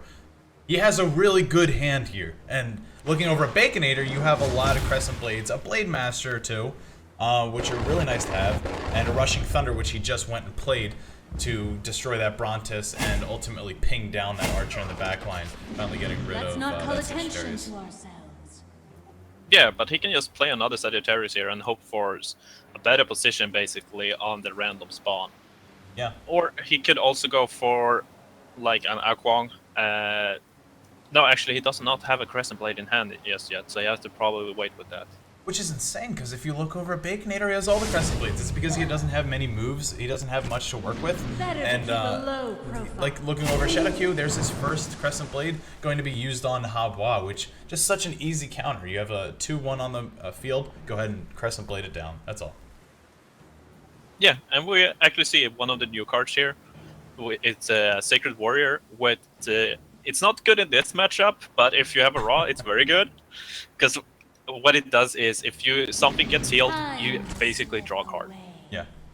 And one thing that we are going to see a lot of here is, because Crescent Blades are going to be a huge part of this matchup, you're going to see a lot of minions coming down, a lot of cards coming down, just to trade, maybe even sacrifice themselves to deal most of the damage of the enemy's soldiers or enemy's minions, so that they can just ping them down with a Crescent Blade, so that they can just delete them.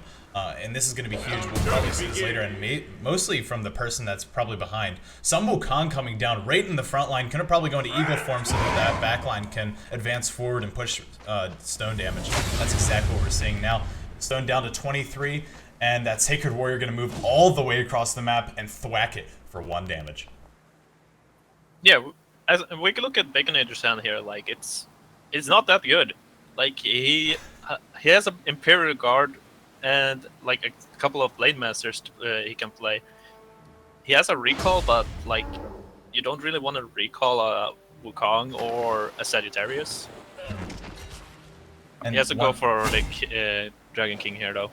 Yeah, that was a really clean Dragon King, as Shadow Q did line up his Sun Wukong with the Summoning Stone, so he got such a nice clear sweep there. But you know what? That Sacred Warrior up above remains unscathed.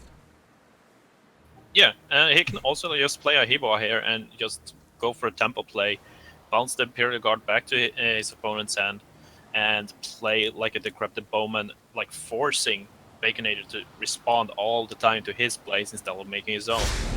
Yeah, and what's so scary? You have Blade Master coming out, gonna go ahead and take out that Imperial Guard, going down to 4-5, and 1 thwack from the Warrior up above will go ahead and push the stone down to 21 health. Dragon King coming into the hands of Shadow Q is gonna be so important here.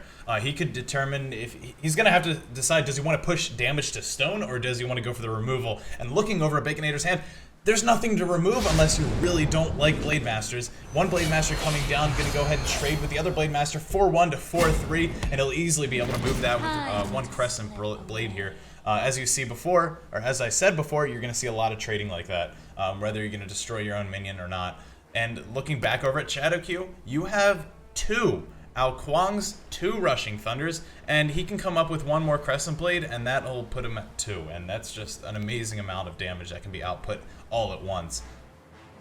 Yeah, also he has the Imperial Guard right now, so he could go for an Imperial Guard and Projection to take out the Blade Master, and like keep just putting a lot of pressure on Baconator. Even like a Guan Yu wouldn't be good enough here, I think, because he's gonna sweep the board, but it's gonna get killed on the way back afterwards. Know Because he your has such a enemy. good hand right now. Know your Probably self. going to see Not projection off victory of will Ao be Kuang. No. assured.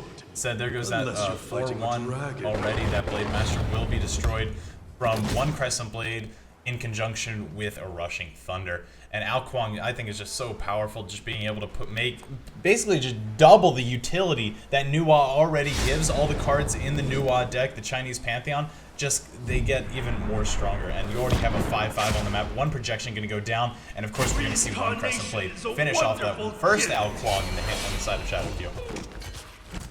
Yeah, and the Sacred Warrior goes down finally. Like, that's a kind of value also for Shadowkew, because that could have easily gone to his core. Oh, I More suppose damage. this is another But instead, fine it day of kicks in of one I'm a one bit for. hungry.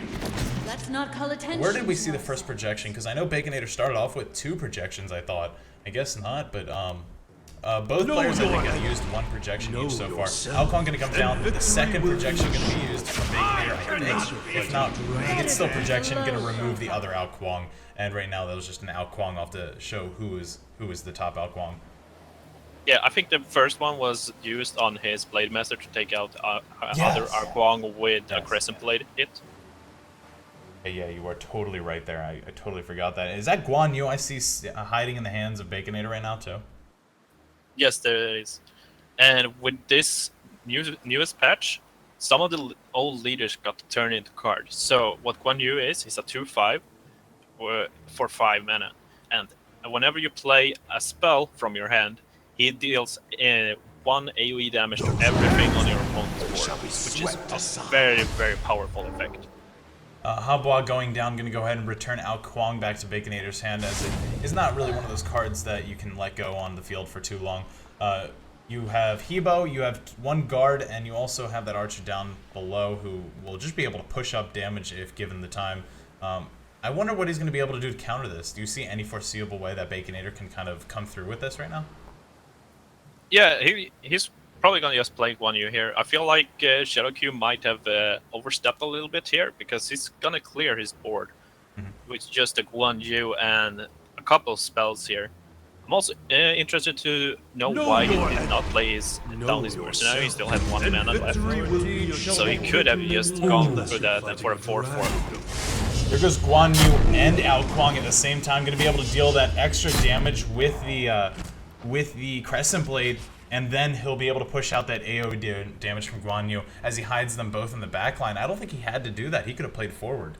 Unless he's trying to play around a Blade Master, but I think we've already seen both Blade Masters coming out of Shadowkew. I believe so, yes. Yeah, I don't really know why. Maybe he didn't keep track of how many Blade Masters his opponent played this game, but it actually looks really dangerous for Shadowkew right now. Guan Yu going to go ahead and be silenced by that minion in the bottom right as it is played down. What is that? Chaos Spawn. Chaos Spawn. I always get Doom Speaker and Chaos Spawn mixed up. There goes down the... finally coming down with the... What is it? The Dragon. Dragon King. Dragon King. I was going to say King of Dragons, and that would have been horrible. Dragon King coming down, going to go and deal that 6 damage to the 5 health Outquang. A bit of overkill, but still one of the most powerful guards in this matchup. He's going to be taken out, as it was going to be able to remove everything that Shadowkew puts on the board. Habba going to come out and bring the Chaos Spawn back to his hand. Did he really have to bring Chaos Spawn back to his hand? Is Guan Yu still silenced at this point?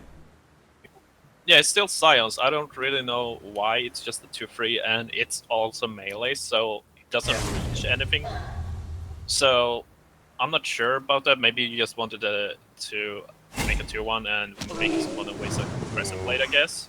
That ping will go ahead and kind of take away that Hebo. I don't think that was a great play coming out of Baconator there. One more ping going over to the Summoning Stone, leaving Guan Yu at 2/3.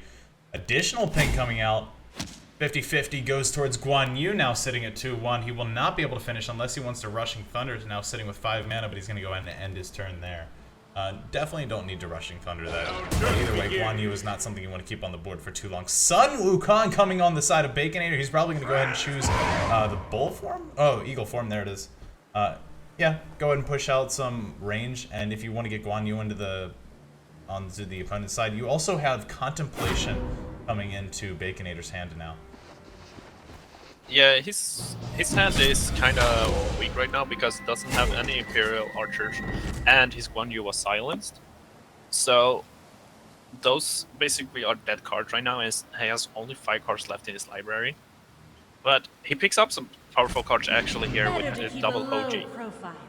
Now, couldn't he have played a clear mind just to remove that archer in the bottom right? Basically a good... Oh yeah, Guan Yu didn't have his passive at the time. You don't need to keep Guan Yu on the board. So you have Sun Wukong coming back down after return to his hand from that Ebo, and now you're going to go back into Eagle form, remove that Kabwa, which just prevents your opponent from advancing with that Sun Wukong. So I think that was a decent play.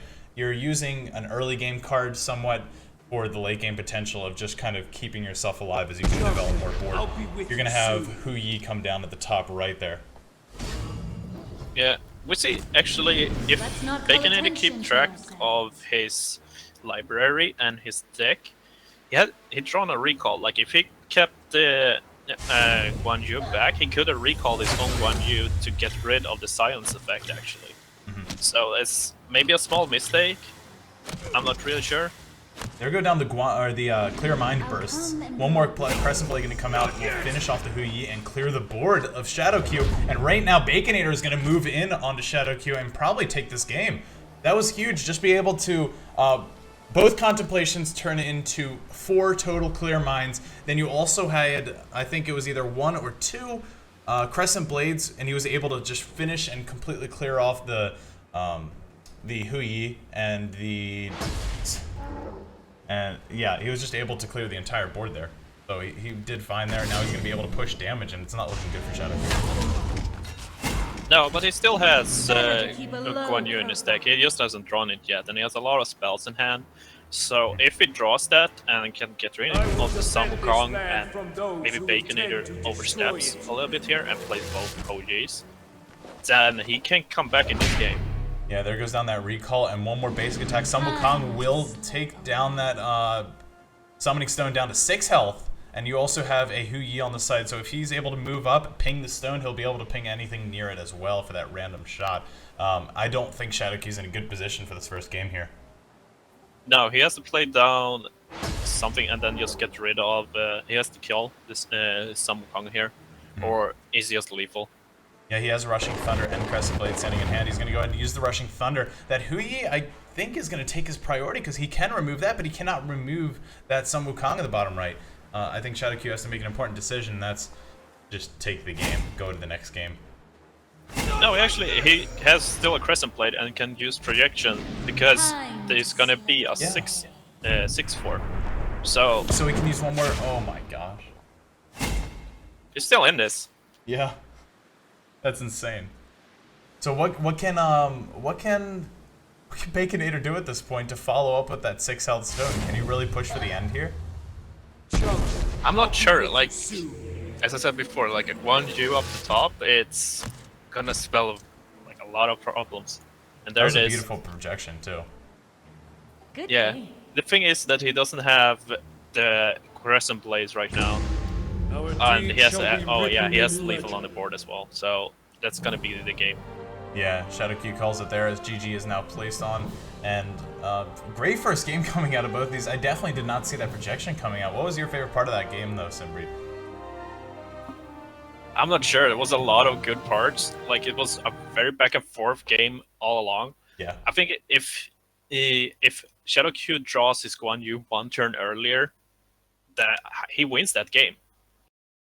Yeah, you're totally right. I love the fact that all those contemplations and the clear minds came down just in conjunction with the Crescent Blade to completely clear the board of Shadowkey and ultimately win the game there. I think that was a huge turning point, if not just the deciding factor, if even. But guys, thank you so much for joining us for the first game. We'll be getting into the second game of Shadowkey versus Baconator. Will Baconator be able to take the entire set, or will Shadowkey come back? We'll be deciding that next game.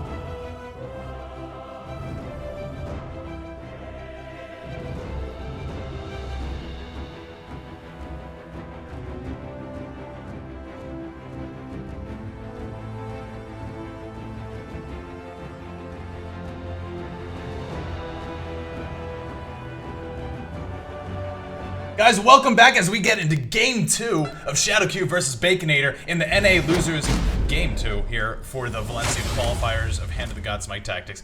Starting off this game right away, you can see on the left side we have Baconator playing Zeus, and on the right side, Shadowcube going back for the new Wa. Of course, one of the strongest cards, or one of the strongest pantheons in the game right now is Chinese and Greek. But take us into the sim breed. What can we expect out of both of these hands right now, and what can we expect in this matchup altogether? Yeah, we see a very aggressive start from Baconator here. He's basically run out the Scylla as a 1-free charge, just to buff up his Imperial Archer. And if he can go buff up Scylla to 2-4 next round, or he can play Poseidon next turn to get the Kraken. So you already have a 2/2 on the field. That is Imperial Archer, isn't it? Yeah, it's completely throwing me off right now, but I think that's amazing that just the fact that he threw out that Scylla, and now that Marksman is sitting at 2/2, or the Archer, and now it's just going to go down because Crescent Blades will go in and churn him down, but Scylla still stands on the field, but she didn't really do too much. Usually when you see Scylla coming out, it's the last hit somebody just to get that I'm a monster feeling onto the field and try to feel on top of the world, but right now Scylla's just going to stay there as a dainty little girl at 1-3, hitting damage on the stone, bringing it down to 21. So yeah, very aggressive start, and looking over at Shadowcube, he has all the answers in the world. Yeah, but the thing also with that Scylla play is that he threatens to make it a 2-4, and if he plays down something, the Marksman can shoot 2, and the Scylla do 2 extra if he needs to grow. So it actually puts a lot of pressure on Shadowcube to make the right play. But still going down nonetheless. You have one minion on the bottom who's just going to creep up the side. And you also have a Sagittarius coming out. Going to go ahead and bring down that... What was that minion again? That every time you heal it, it means... It's just, that's not going to help him out here now, is it? No, the Sacred Warrior. He's back with the vengeance, man. He's like, I got killed last turn by freaking Blademaster. I'm here again. I'm going to do more damage to a core this time. Only able to put down 1 damage. Nobody can heal in this entire matchup unless Aphrodite is put on the wrong side of the map. Speaking of which, Aphrodite coming into the hands of Baconator. If Aphrodite is played down, she will give Protect to any minion and 2 Protect to any god. And right now, having Medusa on the field, I think is going to be a great conjunction, a great team with that Aphrodite. So I cannot wait to see if this Medusa sticks to the field or not. Yeah, but we see also it's not in range, and I don't think that Shadowcube is gonna just move into range, because it has its own board. He has the Imperial Guard and the Sagittarius, so he can just stay back for now and just let basically Baconator come to him, make the first move, so he can get in range with his stuff first. Yeah, and not only that, you're just amassing Crescent Blade, so he's playing passively just because if you're playing passively as New Wa, that just means you're accumulating more damage, and that's just so scary. One more Archer coming down on the side of... Oh, there goes down the Kraken on the right side. Gonna go ahead and bring him down to 19 health on the Summoning Stone, and his Imperial Guard down to 2/2. So that Kraken just looks so beautiful with the splash, and our team did fantastic. And I wanted to see Aphrodite come down, but I like the Archer as well. Yeah, I forgot actually that the Kraken, there was an ability there. So actually, whatever I said last turn, forget about it and switch it to Baconator. Yeah. So now actually he has to, Shadowcube has to be the aggressor here, just because of the Kraken and spread out his units. But also the thing with the Kraken is it's cost 3 mana, so it's very taxing on what you want to do in these early turns of the game. I honestly, I love the fact that the Kraken can come out here and just deal all that damage. Just because it's like his own Crescent Blade that he can deal on a 2x2 grid. Now, do you want to use the Kraken here to take out the... I think he's going to do that right here. He can either take out the Habwa or the Imperial Garden. Which one is he going to choose? Either way, he has to push damage to stone, and that's what he's going to do. He's going to push 2 damage to stone and get rid of the Habwa for that ranged damage. Look, he can take care of that Imperial Guard. That Imperial Guard's a melee ranged, or a melee damage minion, so he can thwack that from a distance if he wants with that Archer in the bottom or that Archer in the back. Either way, you have those Decrepit Bowmen right now on the field, and I think he's in a good place here. I think if Medusa were to also come down next turn, I just want to see that Medusa Aphrodite mix. I want to see them meet each other. I think it's a match made in heaven. I agree. 2 Protect is a lot to go through, especially when you have a 1/4, a 2/3, and a 2/2 that's probably going to die next turn. There's one whack onto the Decrepit Bowman in the back, going to go ahead and go down to those the fractures. As you see, 2 fractures. Now 1 fracture, as 1 damage will be pushed onto the warrior in the top, who is now at 1-3, trying to come back for vengeance. Blade Master in the bottom will go ahead and push 4 damage to Stone. Stones are now equal, if not 1 damage apart, as you see, 19 to 20 right now. This is just an insane game because that Blade Master came down, healed the Stone to 20, as all that damage coming out from Baconator is not for naught. Yeah, but now let's see. He has 8 mana, so he could play. He cannot go Blade Master in and Kraken. So he has some tax, as I said before, he's taxing his mana a lot. Now he has to probably just shoot down the Blade Master and then Judgment it. Yeah. He's going to go ahead and push 1 damage with the Decrepit Fracture. He really wants to get rid of this Blade Master, honestly. He's going to only be able to bring it down to 2 health and then Judgment it, which is not an amazing use of Judgment. You want to be able to get the 4 damage out, and then you have Argus in the back without any god coming down yet. We just can't see any gods coming down because for every god inside of the Greek pantheon, you require that extra turn just for them to be warmed up. You need Medusa down the turn before you want to use it. You have to have Aphrodite down the turn. For Nuwa, it doesn't matter. You can get Ao Kuang on the field and just, hey, I'm going to go ahead and deal all my Crescent Blades now. Or you can have Hebo on the field and, hey, my Warcry lets me do this. And it's just, it's insane the potential and the power that the gods from Chinese have over Greek in this case. And right now, Greek is down going into late game, and this is just looking horrible. 3 pings coming from the Imperial Archers on the right side. Yeah, and you have the Imperial Guard, who's just gonna get bigger and bigger for every Crescent Blade here, so it's gonna be a lot of damage going to the stones. Oh, so much removal. Those pings hitting the perfect marks. Those snipers are doing fine jobs. 5 damage going on the Summoning Stone of Baconator, and it is not looking good for our unhealthy Pork substitute friend here. Yeah, I think if he runs Divine Intervention, that was the best thing he could do, which does 4 damage to every non-god in the game. So that would have wiped the board clean. I'm not sure if he runs it, but if he does, he's basically hoping to top deck that right now. I think that it's just insane because this Zeus deck, and we really haven't seen too much Zeus's at this point in this tournament, but it seems a lot like what you would be running pre-patch. And I don't want to say that Zeus isn't good in this patch. He has that 2 damage. He has that Kraken that can push out so much damage. But we also didn't see too much Aphrodite in the last patch. But you did see a lot of Nemesis. You saw all these early cards, and he just seems to be drawing it in the wrong order at the wrong times. And Nemesis is not what you want right now. No, like a Blade Master would probably been a better play if he could afford it at that turn. But as I said, the Kraken is taxing his mana. If it was a 10, he could have the Kraken and then play Master to get that health back on his core. But Let's not call attention he's to us. in a very tough spot right now. And he just sniped down the Nemesis once again. I would be so angry if I was Baconator, as none of the shots are going towards the wrong places. Everything is being directed as basically Shadowq is just reaching into the background server and just saying, hey, hit this one guy.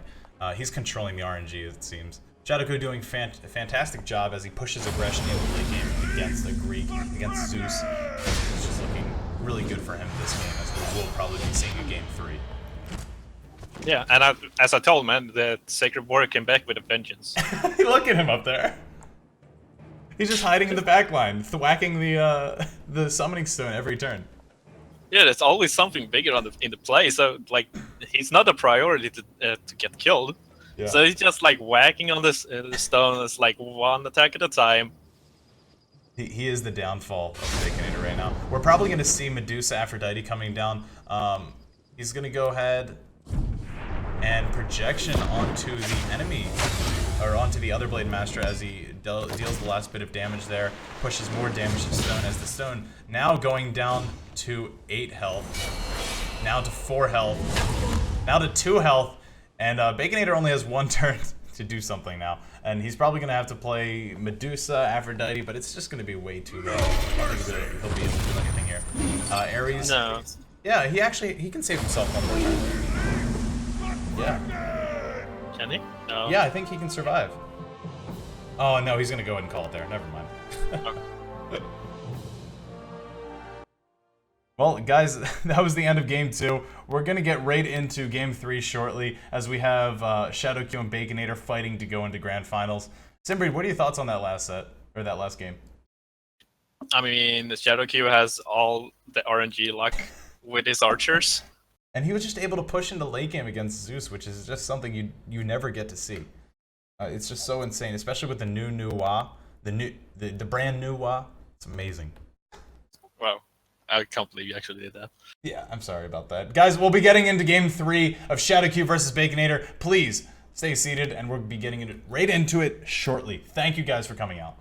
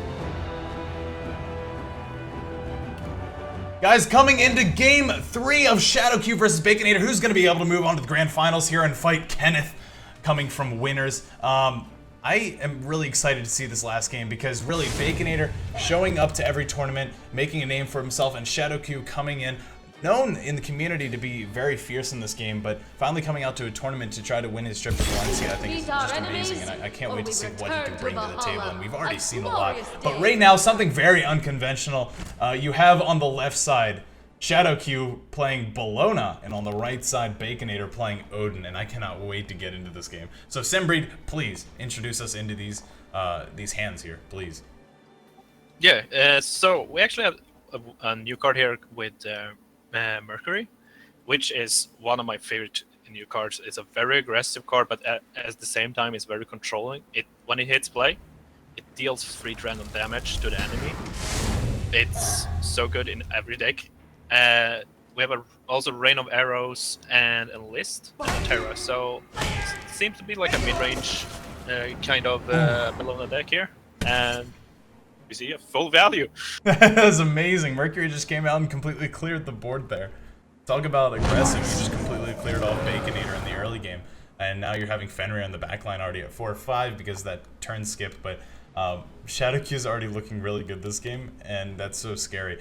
Marksman sitting in hand, if he really wants to put out that Marksman, he'll have so much potential with all the gods that he'll be able to put out in the late game. Bologna just so strong when it comes through.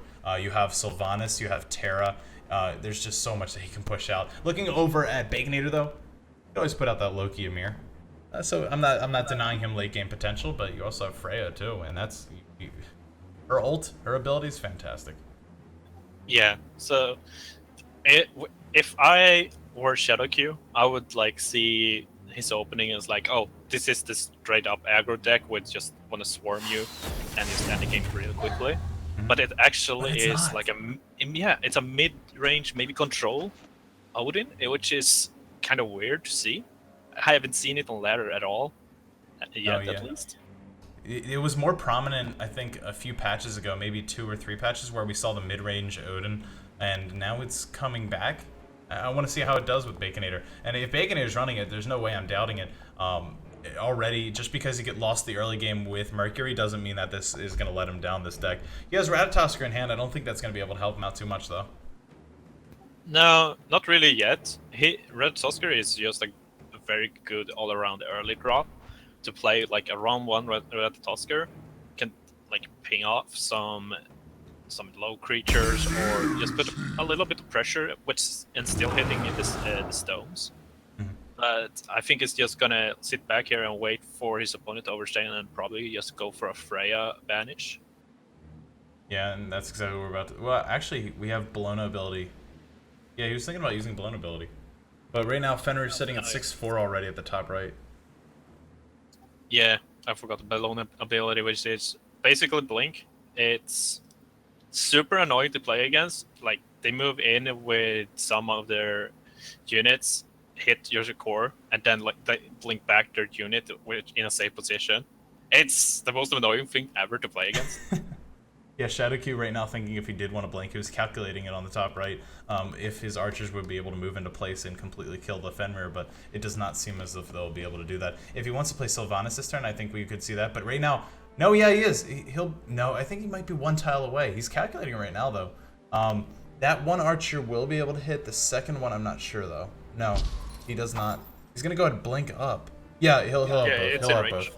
You're totally right. And now it comes down to positioning. Yeah, he was about to move his Decrepit Bowman into the better spot. Yeah. And that would have been horrible. And then he would get 2 fractures, which I don't think would be the worst, and then you can split up your damage, but you really don't want to get rid of that early on. It's not the biggest thing, because you still do have that 2 damage on board. But either way, it really doesn't matter with such a low-cost minion right now. Ymir going to go ahead and move up and put an end to that, as he does freeze the Decrepit Bowman, and 2 fractures do come out. They do not stay frozen. Sylvanas still in the hand of Shadowq. We're definitely going to see that at some point. And coming over onto Baconator, you have Freya coming out. Going to go ahead and use her ult. There it goes. 1, 2, 3, 4. She gets 4 shots in air. There it goes. And I think that was a great spread, especially for 6 mana, already making her worth now with 3/3 on the field. Yeah, I probably would have not taken out one of the Decrepit Bowmans there. Just to put out the Mercury instead in banish form, and then move up your Ymir to basically kill it off later, because it was gonna be 1 health. So if this oversteps a little bit, you're just gonna use your Odin ability to summon a 1/1 and kill it anyway. So Mercury's just gonna move into the back line like nothing ever happened. Just seeing all of his friends die, and he's like, okay, I'm just gonna move back a little bit. Obviously, that Freya is a little bit scary. So she already used her ability. It doesn't matter anymore. She's now sitting at a 3/3, and you know, Loki could come down right in front of Stone. I think we're either going to see Loki, or I don't think it's too early to call Blade Master even for some aggressive play. But if he really wants to take care of this late game and go right into late game, I think having a Blade Master on the field will be a great call. It's just very scary to have that Sylvanas there. yeah, like there's so much things he has to play around right now, like Terra and Rain of Arrows is like probably on his mind. Yeah, there goes down the Loki, and if Ymir just stays in the same line, that Terra is definitely going to come out and wreak havoc. He's definitely thinking about this, though. As you can see, he's opting to move away other than in front. So he could go in, he could attack the stone if he wanted to, but instead he's just going to take it patient. He's going to take it 1 turn at a time, as he's not going to push damage yet. Ymir having 3/7 right now, and then having the Hunter Sigil in the bottom right, I think he's in a really good place right now, amassing all his units on his side of the field. Baconator's just kind of setting himself up for a victory, but you still have the late game of Bologna and the Bologna ability, which is so scary. Cupid coming into the hand of Shadowq is going to be so detrimental, I think. I want to see where these cards are going to be put. Yeah, I wonder if he could have done it in a different way here. Maybe put Ymir a bit up and Freya right behind it to bait out, force almost a Terra to, if that's in play, to stun those two and let his Loki run free. Because, like, it's just gonna get stunned now with the blink. It's a very good play, actually. Yeah, that was awesome just to see the Bologna ability blink the Ymir from the top down into the middle, and Terra coming down just to use her ability. Now both both gods are stunned in the middle, and Sylvanas got one basic off, which was 5 damage. Mercury can come up, get 1 free hit on Ymir. It's not even gonna matter. 1 more Ymir coming into the hand of Baconator, but he already lost his potential with it. Now that you have Shadowq moving in with his army, as you can see, you have a 5-4, a 6-6, and a 3-3. You're gonna have Cupid come out. You're gonna have another Sylvanas come out. He'll have to take care of the Sylvanas. Sylvanas is gonna have to go down, but Baconator I don't think he'll be able to get any units online, and at this point he's just going to have to react. We're going to see Blade Master come down, I think, at some point, just to kind of hit up that that Sylvanas, but it's whether or not he'll be able to kill the sapling at this point. Yeah, right now he's 1 mana off to kill the Sylvanas and then take out the sapling as well.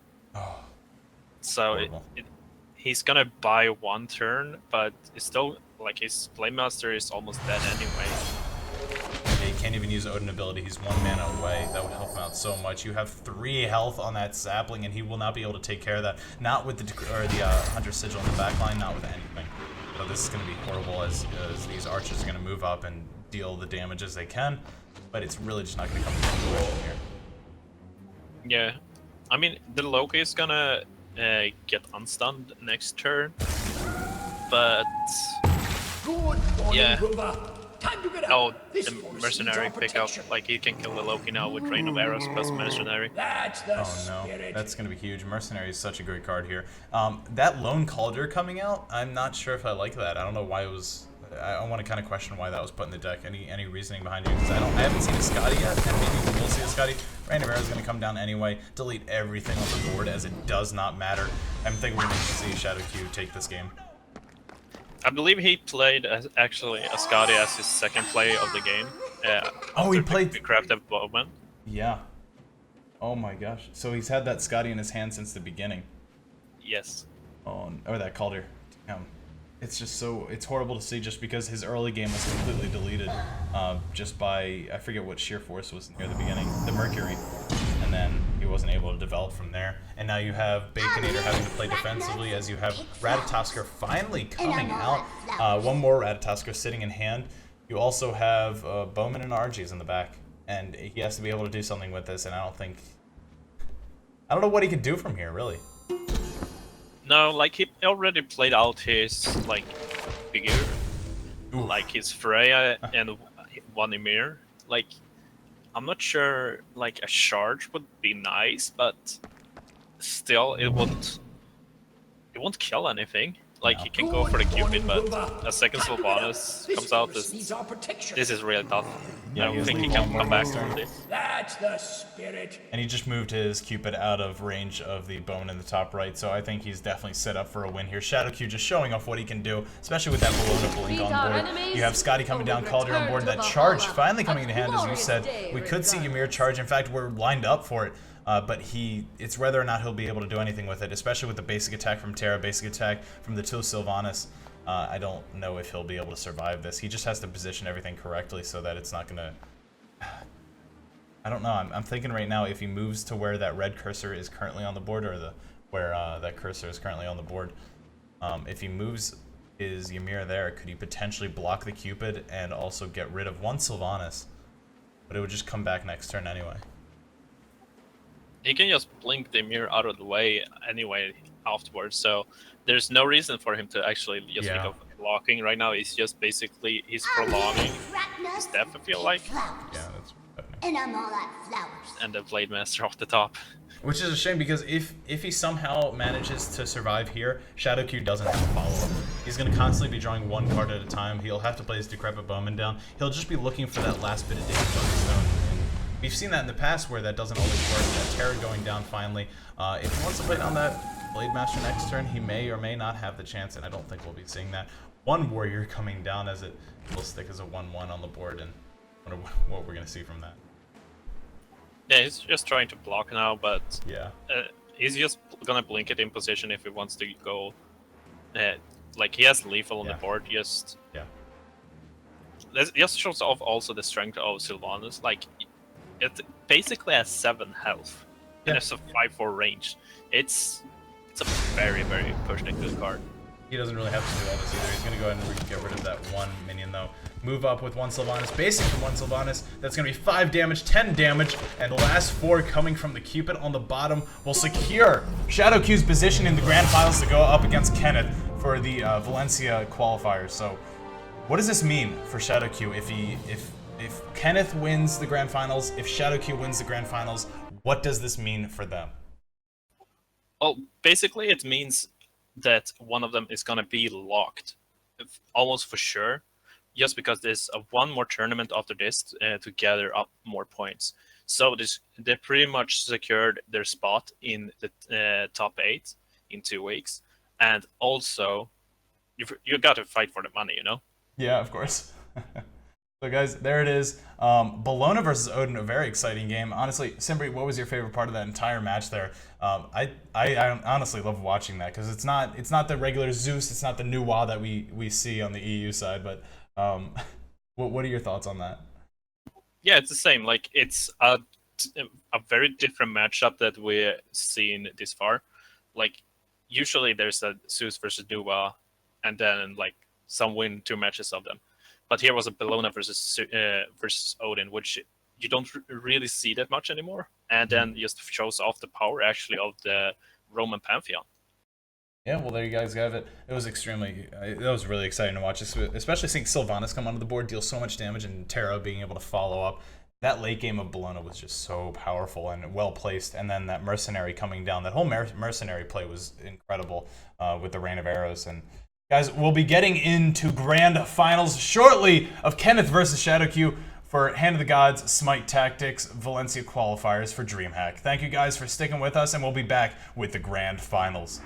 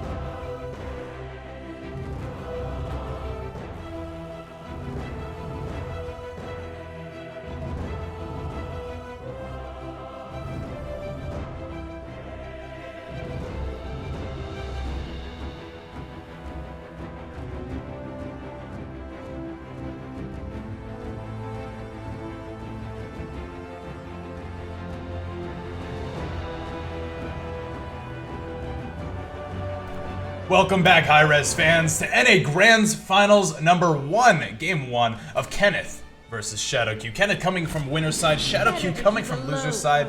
I cannot wait to get into this game. Shadow Q proving his worth against Baconator and some others on his way up here. He may have even gone against Singularity. I'm going to have to go ahead and recheck the brackets. But either way, we're here now. It does not matter as we are into Grand Finals for Hand of the Gods, Smite Tactics, Valencia qualifiers for week 1. So let's get right into this games of both. We have a new WoW mirror on the left side. We have Shadow Q on the right side. We have Kenneth. We have both new WoWs on either side, and we're going to see a lot of Crescent Blades coming out. Let's look at their hands. Simbreed, please take us into this game. Who's going to have a better early game? Who's going to have better development into the mid game? Who's going to have a better late game? Well, that's a very good question because their hands is very different, but at the same time, kind of the same. Like there's whoever acts first here, like to make a mistake, I think is gonna just grab an advantage to the other player. So if he goes, for example, right here, a Shanga with a transfusion, he's just gonna play a Hebwa and bounce that and get a 2-for-1 instantly. And Yeah, be and you're ahead. definitely going to be looking for that. Shadowq's definitely going to be looking for that, and you're probably going to see that coming down now. No, not even. You're going to have the Vulcan turret, and... Oh, yeah, that's actually a pretty good pickup there. Coming from the Sagittarius. Yeah. See, it's just gonna kill one of them probably here with the Shanga, if he want to transfuse.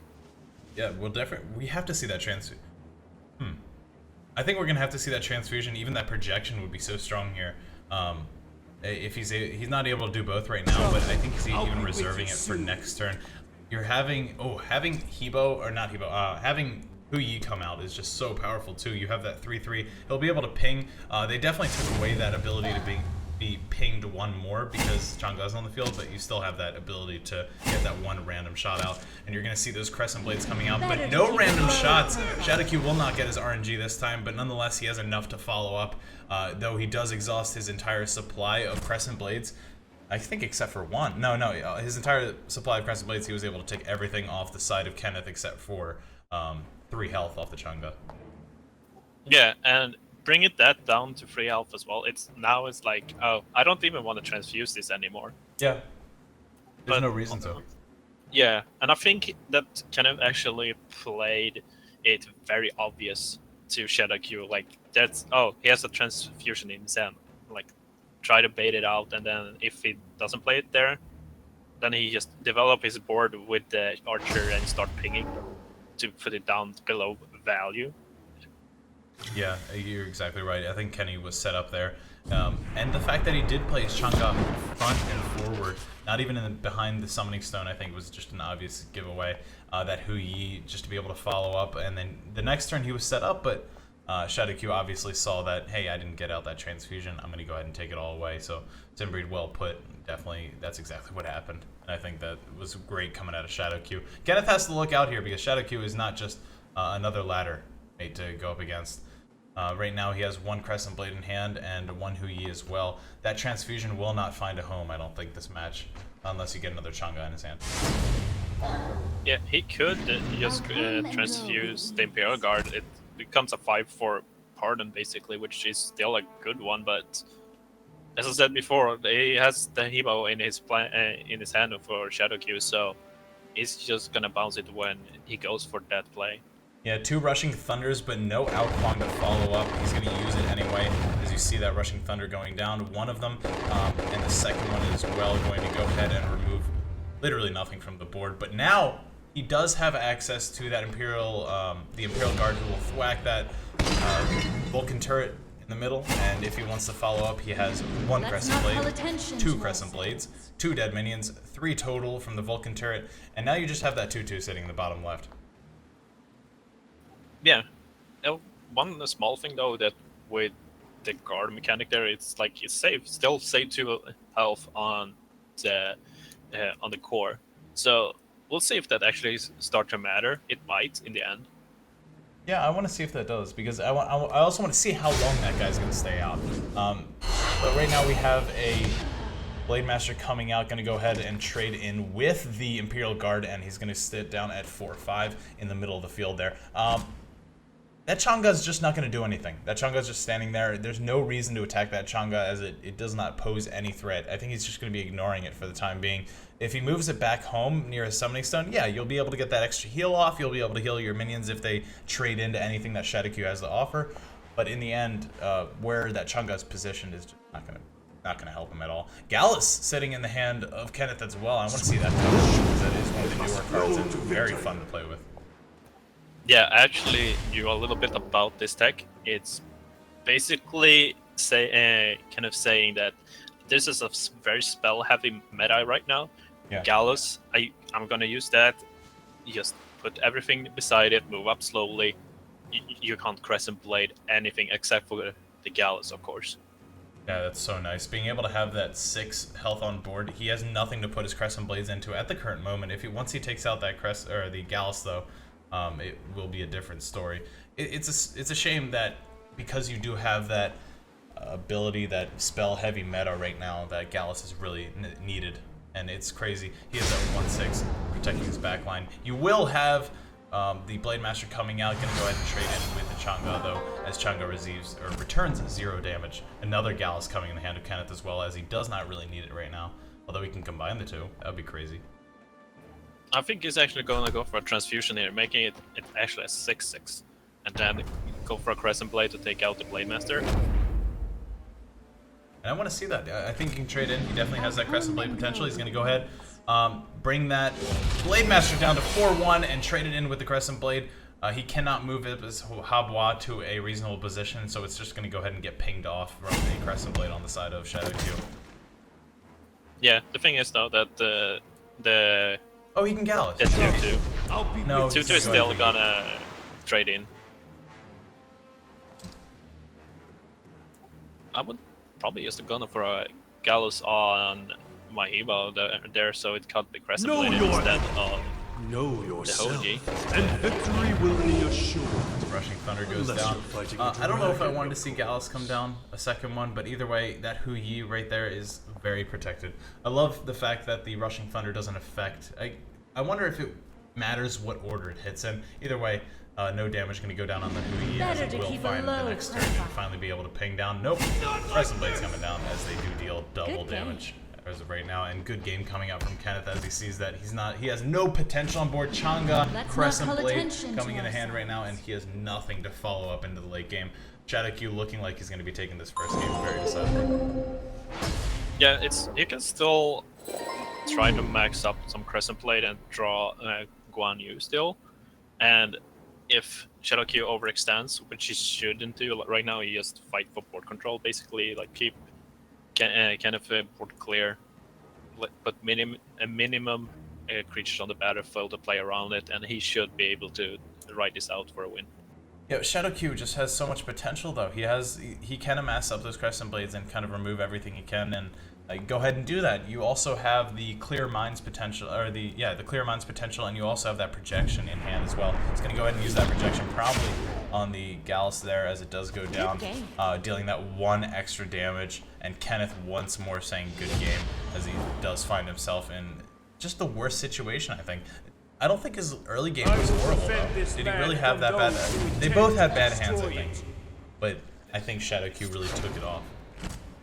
Yeah, I think it just started with him like showing his hand in the early game with the aggressive Chang'e placement, and Shadow Q just saying, put it in a 5/5, hit my turret, I'm just gonna bounce it or kill it, and I'm gonna be ahead on board. Yeah, it would have been awesome to see Gallus kind of combined with the Chang'e early on, but you're really not even able to do that, especially with Transfusion on board. I think Gallus was a great pick, especially for the new walk counter. It just didn't work out too well. I wonder what he sacrificed to put those in. Thinking right now, I can't decide off the top of my head. Kenneth's dropping one more good game here. Yeah, I would think maybe a projection or... Here it comes! I said probably... actually, Sagittarius is probably the 2 cards that is the difference in these lists, probably. Yeah. But either way, that stun is already down to 7 damage, and 1 Dragon King will take the game. So guys, there's Grands 1. Simbreed, any thoughts on that? I know you said it was about the Chang'e in the early game, so do you have anything else to say about that game? No, just Shadow Q is playing super solid, like thinks about every play he does, and just perfect execution. Alright, well there you guys have it. We'll be getting into Game 2 of Grands. If Kenneth does win the next 2 games, he wins the tournament for the NA side. But if Shadow Q does take it back, we will see a bracket reset next game. But either way, we can't tell what's going to happen yet. We'll get right into Grands 2 right now. Thank you guys for sticking around. Just give us a few moments. Sorry.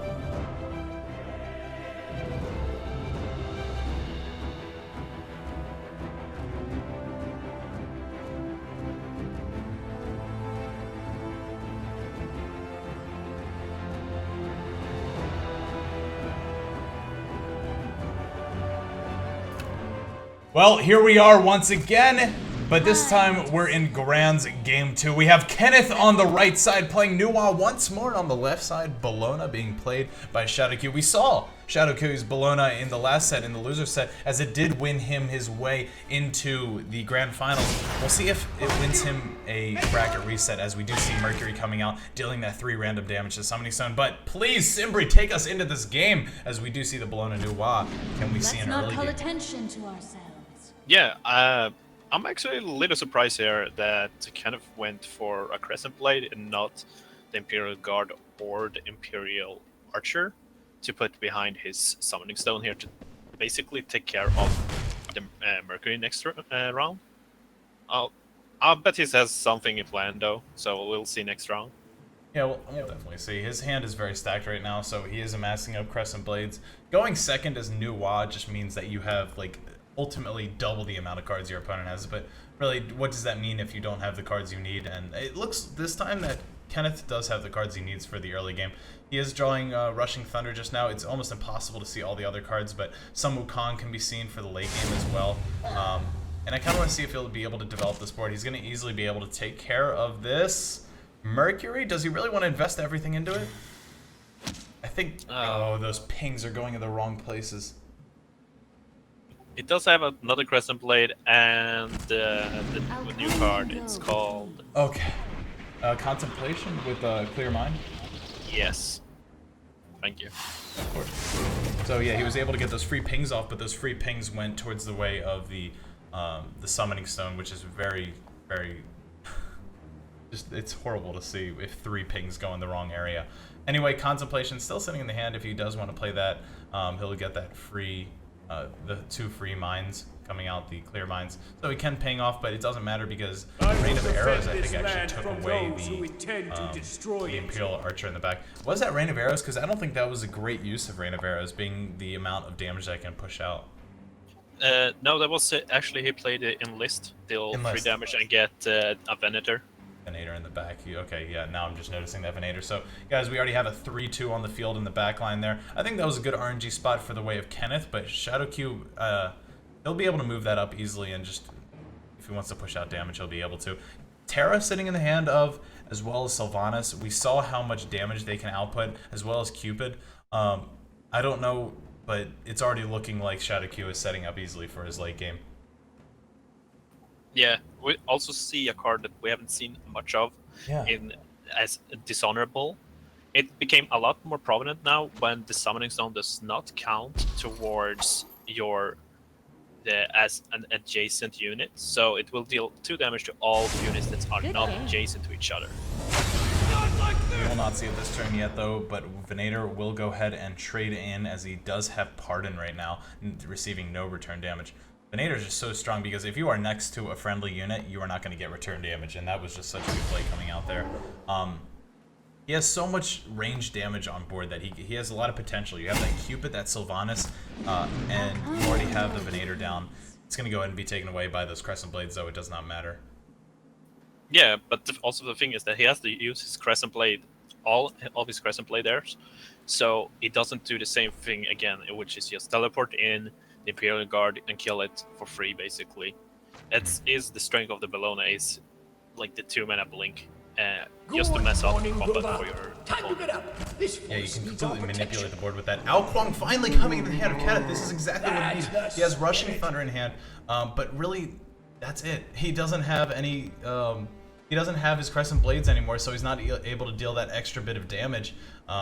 It's just so horrible to see that these cards that I think he needed earlier on are coming out now. I know that Bologna could just teleport it in and take care of it there, but I don't think that's the case with Ao Kuang. I think with Ao Kuang, although you do have all that range damage on board, that's a huge investment to take care of an Ao Kuang. But he's not going to be able to put it down this turn. I don't think I'm going to see it this turn. I could be totally wrong. But he can also bring down that Sun Wukong, but it's just going to be countered completely. He's going to go ahead and opt for the Hebo to bring that Sylvanas back to Shadowq's hands. Yeah, I think you just want to get some more Crescent Blade, get his mana up so he can have 2 Crescent Blade plus Rushing Thunder with the Ao Kuang, and maybe even have so you can get a hit in with his Imperial Guard here. Mm-hmm.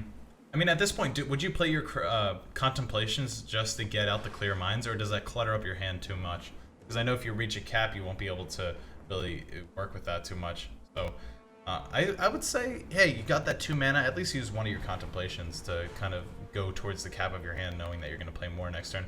But knowing Nuwa, you do play off the fact that you can have as many Crescent Blades as possible. Yeah, I think he want to save them up for if he draws his second Imperial Archer or Guan Yu. Yeah. Or even even if he draws a projection, that could be a good trigger if his Imperial Guard is still in play to just buff it up a couple of times and then use your projection and then hit, maybe kill something else. There goes down the list once more. Vader going in the bottom left this time. Mercury coming out for the second time here. Going to go ahead and clear the board and push 1 damage onto the Summoning Stone. Was huge. That RNG coming out. Does he deal damage to everything on the board once, going up to 3 times, or does he hit random 3 shots? Because right now it seems that RNG is right now in the side of Shadowkew as it hits everything he wants to. Yeah, we should call that the Shadowkew move, when it hits everything you want it to hit. Oh, I suppose this is Gal's another coming into the hands of Getters, though. He'll be able to protect himself from those Crescent Blades. I'm sorry, not going up against Nuwa this turn. Against Rain of Arrows, maybe? I think that's the only thing that we would expect here. He doesn't have Rain of Arrows currently. He has, what is it called? He has, Bludgeon is one of the cards, and Dishonorable. Like, he could kill it with those two. Dishonorable, yeah. He could also play down the Cupid, target the Alquan. But I think mostly Gallus in this case is just used for the Nuwa mirror as kind of he wasn't able to come on top for that match, but Gallus that's definitely where he would come in. 2 Galluses in hand are not going to help him. Just trying to iterate that this isn't a Nuwa mirror, and I don't think it's going to help him out too much. You have Sun Wukong coming down in the back line, probably going to go with the Eagle form this time as well. This is going to be the 3rd time we've seen Sun Wukong coming down in this tournament, and he's going to go with the Eagle form for all 3 times. Yeah, I'm not sure if Gallus would protect you from the teleport here, because it's technically not a spell. So I'm not completely sure about this. Yeah, it's kind of weird seeing those 2 contemplations, 2 Gallus in hand. He doesn't have any transfusion, as we've seen before. Gallus with transfusion is amazing. I'm so glad he played that last game, because that's just not something I thought of. Just even having Gallus in hand for the Nuwa mirror is just, I think, a blessing in disguise. But either way, you have Kenneth right now with Sun Wukong in the back line and Ao Kuang in the front line, and Shadowkew is thinking about what he wants to do. Of course he's going to take out that Ao Kuang. That is by far one of the best decisions you can do. But what is he going to do to follow up here? Is he going to bring out Terra? Probably stun the Sun Wukong, but he'll be out of range. It doesn't matter. Maybe even bring out Cupid. Yeah, with that play, I think he's going to go with the Cupid.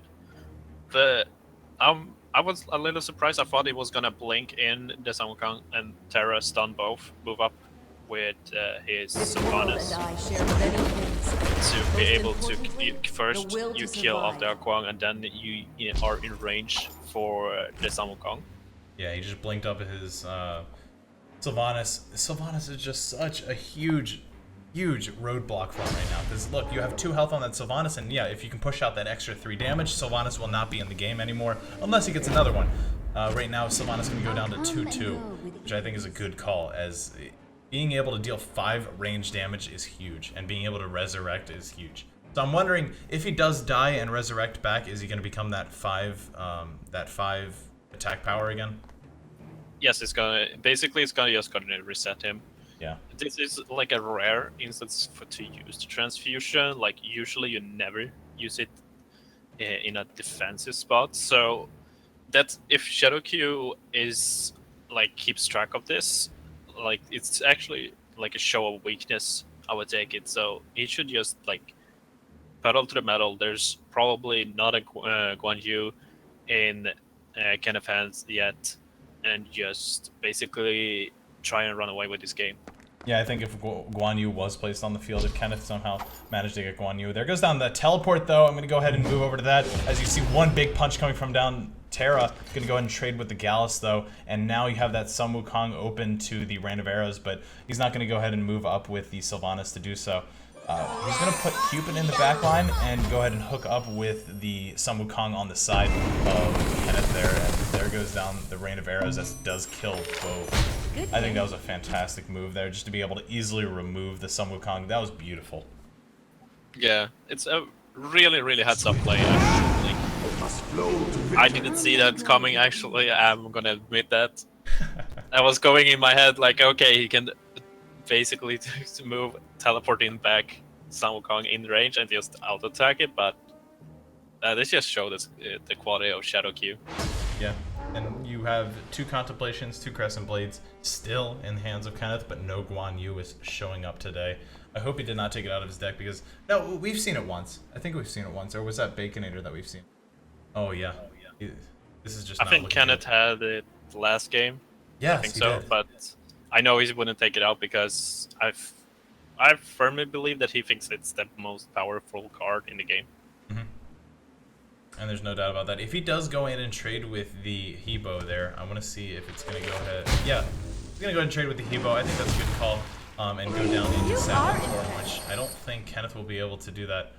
He can use the 2 Crescent Blades to counter it, but that means you have to invest 2 Crescent Blades into a tree. This world and I share many things. Make it free.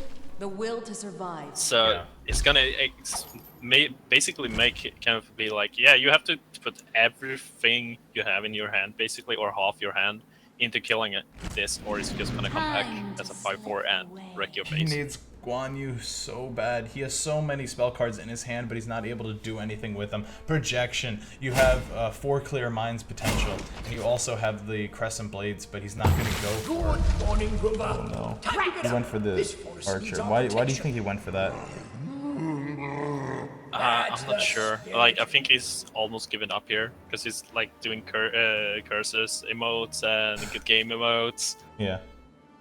There's no way Kenny is getting through this. This is going to be a bracket reset. I think we're going to see Shadow Q moving on to the bracket reset here. This is just insane, just to have these Sylvanas come out and this Terra have pushed out so much damage in the last 2 games. Yeah, and I think it's great to see that he's actually winning Bellona and not Zeus, which Yeah. Zeus and Nua are the ones that are considered the best you can play right now in the meta. But Shadow Q is like, yeah, no, I'm just gonna win with Bellona instead. Yeah, and he's going to go ahead and push free damage to the stone as Gallus is not going to help him through this. I don't know. Was there any turning point to this game where Kenny could have done better, maybe positioned better? I don't think so. I think it was just what he was drawing. Chang'e finally coming back into the hands here, but he doesn't have any transfusion. He Let's doesn't not have call any potential attention with it. He to doesn't have his ourselves. Guan Yu. He doesn't have any more Ao Kuangs. Just doesn't have anything. Yeah, he basically draw what he wants to do early game in the late game. That's basically what happened this game. And like, is as you can see, like it's a lot of do nothing spells unless I have something in play that synergizes with them. Yeah, like Contemplation and the Clear Minds that can come out of that. And then you have the Crescent Blades, which have been pushing out so much damage, but ultimately not doing much for him. He's going to go ahead and move up his Gallus for any last second efforts, but we go ahead and quickly reveal that Gallus will not be able to survive this engagement. I don't know what else to say. It's just doing the protection there. I think that's just I mean, he's playing to his outs, like he's just hoping for the Guan Yu to come off the top, because Contemplation, if he plays that with Guan Yu, that is 6 triggers. That's the spirit. And then he's gonna get a Crescent Blade just because he's at 10 mana. So he has 7 damage, 8 with a Crescent Blade on AoE on the whole board. So, like, he still has a shot. Yeah, but with a 4-2 on board and a 6-6 on board and a 5-4 on board, I don't know if he'll be able to survive this. He does have a shot, you're totally right. But having Terra in hand once more and that vertical removal there that we've seen one of those newer cards, it's just gonna take care of that Chang'e as well. The Gallus will be able to push free damage and end the game here. My victory was Yeah, it's a Dragon inevitable. King. If he gets the Guan Yu up, he can stabilize, because I don't think the Roman Pantheon has any Let's not call direct attention stone to damage ourselves. spells.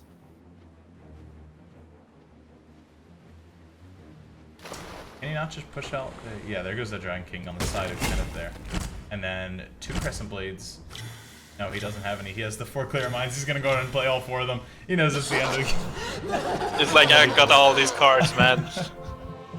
Yeah, I like having to show your opponent what you had in hand the entire game. He knows that Shadowq definitely knows that he's been holding 2 cards in his hand for the entire game.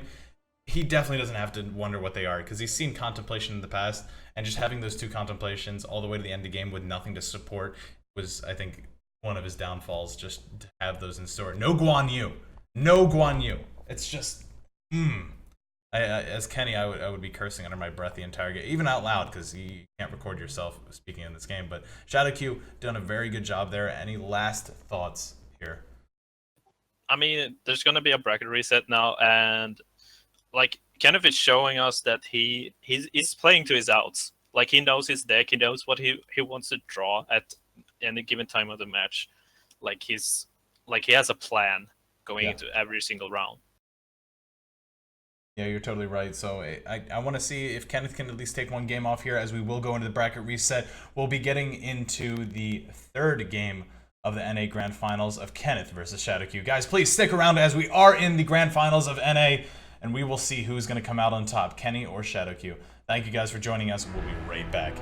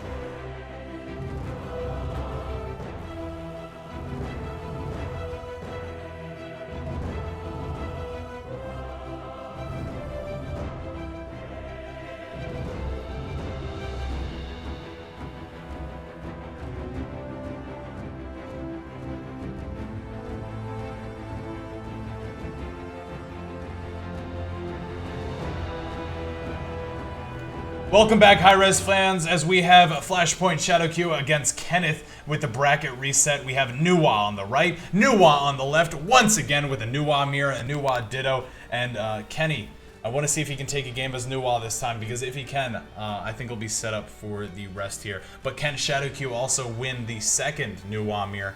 We're going to find out right here. Please, take us into this hands, take us into this game. Simbreed. Yeah, so like we have seen Kenneth in the earlier matches really value the Crescent Blade, so I'm not gonna expect any like fast Imperial Guard here or Shanga shenanigans again. Yeah. But let's see, it's Shadowq. Oh wait, actually there's a Shanga. So, and he has the Hiba. So it's gonna be the same as last time. It's basically, okay, you have Transfusion in your hand, but you know what, it's Kenneth, it's 3rd time the charm, right? This looks like the exact same game we just saw at the start of Grands 1, and I'm very afraid to see. If he moves that Changa up, then I will say this is the exact same game, and we need to rethink about what we're doing here. He has that Changa put in a very aggressive position. He went ahead and transfused it already, and he's going to move up, and that Changa is going to get bounced back, and he knows it. He knows it. Yeah. Like, there's no way he's not doing that right now. And he's going to get the Crescent Blade as well, because he has 5 mana right now. shall be swept. So there goes down that Hebo. Chunga going back to the hand of Kenneth, and Kenneth just says good game as it is back to his hand. Guan Yu finally coming into the hands of Kenneth. It is a bit too late though. He needed that last game. I'm sorry, RNG, but I wonder what he's going to play this turn. He does have a lot of cards in stores, so he can use 1 Crescent Blade, 2 Crescent Blade, and if he wants to use the mana potion, he can as well. But instead, he's going to go with the Chang'e and try to redo what he did before without the potential of a transfusion. Yeah, I'm interested why he went for the Chang'e there and not for the Hoji, because if he plays the Hoji in the same spot, he's gonna be out of range from both the enemies, and it's gonna be a better unit if he moves up with his Sagittarius next round. Yeah, in this case, you have Chang'e who's able to push out 0 damage, just kind of heal the stone. He's playing more defensive here. If Hu Yi does come out, it's going to be a little bit too late. As you see, one Hu Yi on the side of Shadow Q, and right now, if Shadow Q just so much as moves up, he'll be in a good position. The second Chang'e coming into the hands of Kenneth, and I don't think he'll be able to do much with that, as no transfusions have made it into his hand. This is kind of an awkward position, just because the first person to get a Hu Yi out in the forward position, in the forward, in front of their stone, is going to be able to ping off the stone and deal an additional 3 damage to anyone around the stone. So Kenny has to look out here, because if he summons anyone or brings any cards to the field, he's going to have to think about, hey, is it going to get killed, or is it going to be able... It's going to get killed. You have 4 Crescent Blades sitting in the hand of Shadow Q and Alquan. Rushing Thunder coming down, bringing Hu Yi down to 3-2. 1 Crescent Blade down to 3-1. 1 more Crescent Blade down to dead. Yeah, I have to say though, like, Shadow Q is playing this matchup like beautifully. He plays pretty much puts pressure on the board, forcing Kenneth to use his Crescent Blades to answer his play, and that it sits alone with like 4 Crescent Blades in his hand versus 0. So it's beautiful to see this how he plays this matchup. Yeah, it's extremely scary, and now that he does have those 4 Crescent Blades sitting in hand, if he gets a Guan Yu Shadow Q, then I think this game is just going to be called right from there and there. Kenneth right now, he does still have that Chang'e and that Guan Yu in hand. He plays down his second Hu Yi, and then you have Alquan coming on the side of Shadow Q. Now Rushing Thunder. Rushing Thunder will take 3-1, 0-3 on the couple there on the top right. 2 Crescent Blades will go ahead and deal the rest of the damage, as he can now push damage from the Archer. Yeah, and also he knows it's safe to put out this Alquan right there, because he knows Kenneth doesn't have any Crescent Blade in his hand left. Yeah. He has only had the mana potion. You know, if I was Shadow Q, I'd just be keeping tallies. Just like, okay, there's 1, okay, cross out that Crescent Blade. Sometimes it gets really hard to keep these in line. There goes down the Contemplation, though. Guan Yu coming onto the field. Clear Minds in stock, so I wonder what he's going to do here. Yeah, he's just gonna clear the board, basically, but keep a low profile. to look over at Shadow Q's hand is like, okay, I'm gonna lose, and we're gonna lose to Guan Yu next turn. Wonderful gift. He's gonna just put his Blade Master in play. Has Crescent Blade in hand already, so he's just gonna kill the Guan Yu, basically. Yeah, Guan Yu is in such an offensive position. He could be played in the backline and still deal the same damage. So I'm really... I don't want to say that that was a misplay, but it's just ideal. There goes down 1 hit from the Blade Master and 1 Crescent Blade out of the hand of Shadow Q to deal the last bit of damage to that Guan Yu, the card that could have been the turning point here. And now you have Blade Master on the field to deal the rest of the damage. Evo gonna come out and return Blade Master back to Shadow Q's hand. Such a risky play. I'm not sure if Kenneth is like playing it a little bit out of frustration right now. But that doesn't seem like a good play like here. I'm not sure what he could have done differently. But well, I can definitely tell you there is a bit of frustration flowing around, because I do know that there were a bit of server issues. And I think at this point, going into the grand finals with server issues is kind of not something you want to be looking for. So I think both players kind of going into this with the mindset that, hey, we want to get this over with before more server issues countered. It's nothing against high res or anything. It's just that's what happened. So I hope to God that these guys are playing with as clear of mind as possible. And going into this, I wish them the best of luck into the rest of these games. But I hope they're taking one step at a time. Evo coming down on the side of Shadow Q will remove the Imperial Guard from Kenneth, and Projection now coming in the hand of Kenneth will not If he can play that Imperial Guard with projection, I think he'll be able to find his way back into the late game, but that's just such a risky play, just only because you're only getting Imperial Guard I on will the field. defend this land from those who intend to destroy it. Yeah, he's gonna go for basically a safer play here with the Gallus. Gallus is probably gonna take a little bit damage next turn, but he's gonna keep his OU safe at least. Yeah, I think he's in a good position, Kenneth, just to kind of roll out into the late game if he wanted to. It's just how does he come out from here? Shadow Q has so much more potential, though, with those 2 Blade Masters and the Ao Kuang sitting in hand.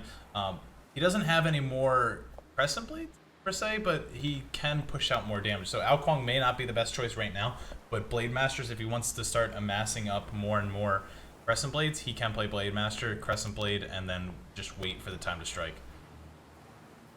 Yeah, I think he's gonna play out his Decrepit Bowman, Imperial Guard here, and make a Crescent Blade, hold the Blade Masters until, basically as an insurance for if something would happen to his already established board. Yeah. Yeah, I think you're totally right with that. You see the Brontus moving up as he is a 3-4 right now. Brontus is just a crazy thing in this matchup to see. But also something very powerful as Sagittarius did unleash that Brontus. I think Sagittarius is in a good position here to follow up with more damage. So is Huyi. Huyi can easily be removed though. You have 1 more Archer in the top and 1 more Bowman. 1 more Archer and 1 more Imperial Guardsman. So much damage potential coming out from Shadow Q right now. Yeah, and he also knows that he can overextend on board. Like, he already killed the Guan Yu from Kenneth, so there is no super big AoE spell that's gonna sweep everything that he has. The only thing is Ao Kuang with a Thunder, but that still he's gonna have leftovers if that would happen. Yeah, and you also have Ao Kuang. I think he's wondering if he wants to put down his Ao Kuang and follow up with the Crescent Blade. No, he's going to go in with the Imperial Guard instead.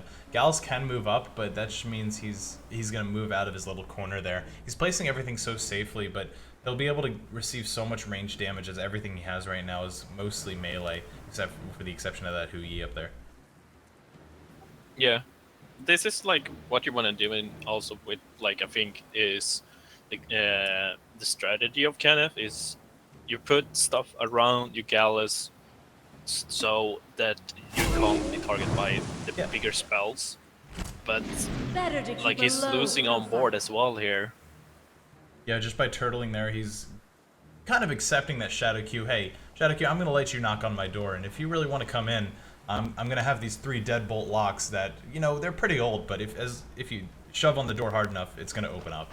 That's exactly what we're seeing here, is just an easy access door as Shadow Q starts to move in and knock on the door here. Know your enemy. Know yeah, yourself. And it's gonna... actually has a good Chaos spawn in this, and he could have silence it as well. But maybe you want to hold it. Yeah, he maybe want to hold it for a Shanghai with Transfusion or something in that line.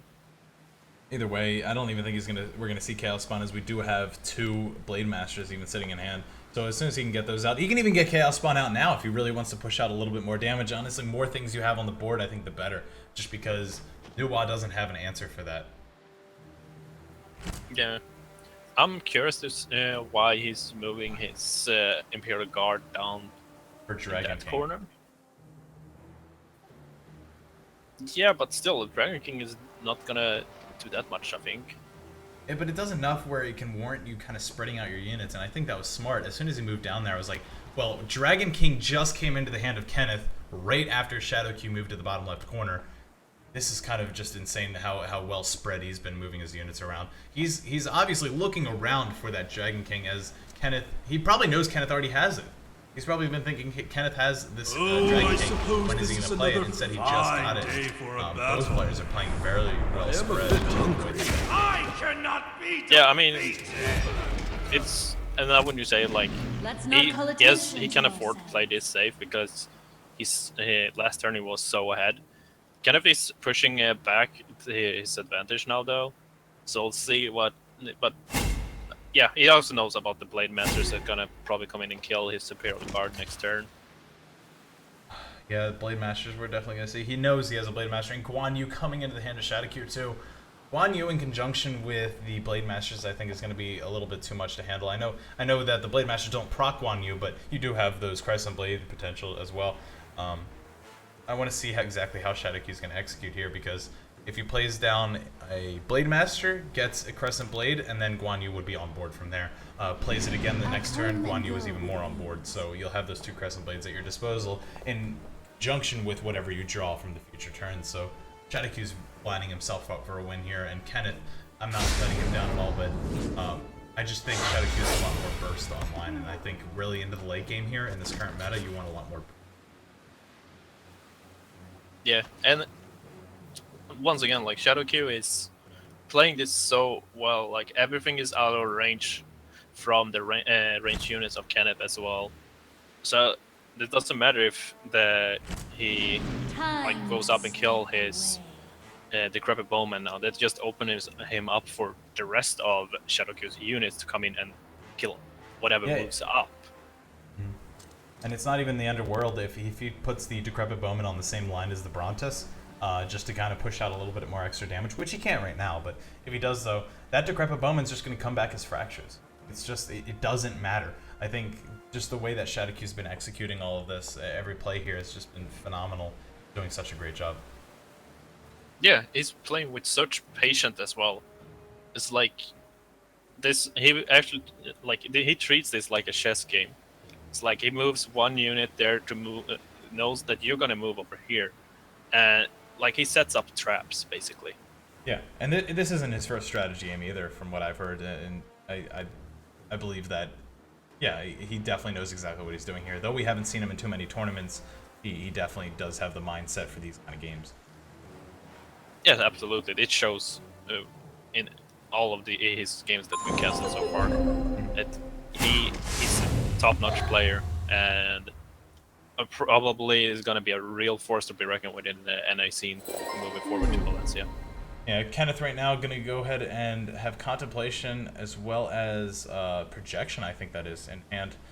Nothing to do with it. He does have that 5/5 Ao Kuang though, and if he wants to use that here, he could have, but really nothing to target unless he wanted to remove that Blade Master, but he really doesn't need to right now. Blade Master can push damage onto stone, and I think that's exactly what Shadow Q is going to do here, but I think he had the potential to play Projection last turn. I don't know why he didn't, because Blade Master can push damage onto stone, but he opted not to. I guess push damage, try to take care of it first, but maybe lure him in because to get your opponent to think he has a transfusion, try to rely on that last transfusion. I don't think we've seen 2 transfusions yet out of Kenneth. No, we've seen 1, and I think the ones you're talking about is that actually is the other half on the contemplation that he has in hand behind the Dragon King. Mm-hmm. So, and like like Shadow Q is just gonna mess up here. Oh, he actually goes for the Guan Yu with only 2 spells to be played. Time. Good game. Yeah, so exactly, Dragon King. There goes down Guan Yu. Guan Yu's gonna get wreak havoc on the entire board. It doesn't even matter. Projection or not, it wouldn't even matter. He's gonna go ahead and push up his fractures. They're gonna deal all the damage in the world to that Chang'e, who is just so helpless right now. He's not even gonna push damage on with the Summoning Stone, knowing that Kenneth has a Dragon King on. Yeah, it's so patient and like disciplined. Like I don't know really what to say. I've never seen someone play this patient in Hand of the Gods before. No, you're totally right. Not even from, like, I have to say, I'm going to drop some names. I haven't seen it from Singularity, from Baconator, from Stoof, from this one guy named Simbreed. It's just a... No, but you're right. You're totally right. Is he's playing extremely patient. Usually we see people just trying to go for the end, just going for that and play greed, but it's just amazing seeing just all this. He goes down with the Dragon King finally, and now Shadow Q has just gotten the green light to go all out. And we're probably going to see one more Blade Master coming out, and that's just going to be, I think, the game from there. Just if he can push out more damage, and like I said, burst coming into the late game in this matchup is going to be key, and just kind of moving in with it. Projection as well. Oh. Yeah, and the Chaos Bond, just in case something comes in. He could do it on the Imperial Archer here, just to shut off the random AU random shot that it fires out. Projection, though, going onto the archer in the back line. 2-3 going down to 0 dead. And then one more ting going from the Imperial Archer on the bottom left will go to the Hui on the top right. Going to get pinged down with the Crescent Blade. Chang'e going to go back to the grave with her lover. And one shot from the Imperial Archer will go towards the stone, bring it down to 18. One shot from the Blade Master, bringing it down to 14. And one more Blade Master in hand will not find its way to the field, as he does end his turn here, not bringing everything down. Rushing Thunder coming from the way of Kenneth will go ahead and remove that Archer. That has caused so much havoc among the couple. Yeah. Did you see, by the way, that Shadow Q just did the normal, would now like solidify that named Shadow Q RNG? Yeah. It hit the Hoji, which is like he has a less chance to hit than he could hit the stone or the Chang'e, and then he's lose his brute. No, it's just gonna. No, I'm gonna know it's gonna hit the Hoji. I know it's gonna hit. You knew it was gonna hit the whole time. Yeah. Two clear minds coming down from Kenneth. He knows it's the end of the game, as that is his frequent go-to if he knows the game is done. But Kenneth calling it GG there, as Shadow Q does take the third game, the first game of the bracket reset. What are your thoughts on that, Simbreed, of this entire game? Because right now, I'm kind of impressed. I'm just gonna say that I'm glad that Shadow Q doesn't live in the EU and I have to play him.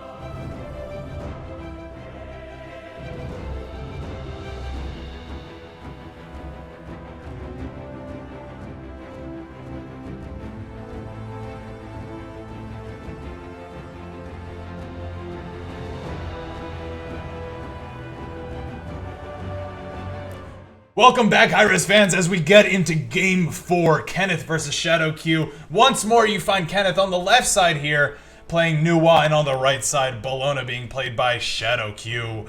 Flashpoint Shadow Q, I should say. But either way, let's get into this game. Simbreed, please take us into these hands, take us into the matchup, as we have seen this before, but we haven't seen these hands before, as you see Mercury in the hands of Shadow Q. Time to slip away. Yeah, I don't think we're gonna see a quick Chang'e from Kenneth this game. Probably gonna sit in hand for a while, but thank God for that. We know that Shadow Q just punished that play. Yeah, and you have Mercury already in the hands of Shadow Q, which I think is just like, oh my gosh, not again. Yeah, when Shadow Q's hand, it probably hits Nuwa 5 times, you know. It's just Nuwa, straight up Nuwa. So already Halball coming down, gonna go ahead and return one of the minions on the side of Shadow Q. I didn't see exactly which one, but either way you have a 1-2 on the bottom there. He'll be able to get that up. That marksman is now at a 2-2. 1, 2, 3. That even though that one ping, I'm gonna go ahead and say that Shadow Q RNG is still in effect here. Gonna go ahead and take down that Ebo, and you now have marksman at 2-2 being able to push off damage onto the summoning stone there. Yeah, Kenneth hand is kind of a little bit awkward right now. Like he has the outbound with double crescent blade, so it can only take down one of the enemy creatures. But double Gallus and a Shanghai, like, Yeah. it doesn't look good for kind of like he needs to top deck a little bit here. Yeah, exactly what you're saying. Those two Gallus and the Chang'e just on off or on her own isn't going to help him out. We saw Gallus in the past with this matchup. I think that was game 2, and they didn't help him out at all. Sure, he was able to transfuse the Gallus and attack a Blade Master in the last game, but this time it's not going to help him out. Dragon King now coming into the hands of Kenneth, I think, will help him in the late game, but not so much now. Yeah, thank God it has a hero in here actually. On else, the Aoguang would have died most surely next round, just teleporting range on Sylvanas and just attack it down. And we don't see the Terra in the Hand of Shadow Q as well. We do see the two Sylvanas, but we don't see that death combo of having the Terra as well.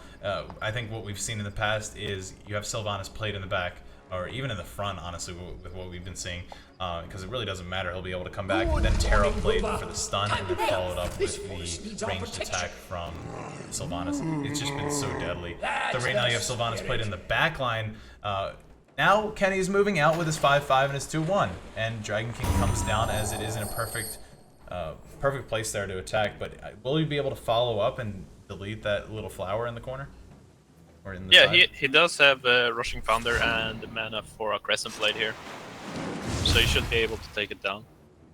I hope he goes ahead and does that. Yes. Oh my God. Time to get up. This It does come back. He won't be able to play the Rushing Thunder and the Crescent Blade, but I just realized that as well.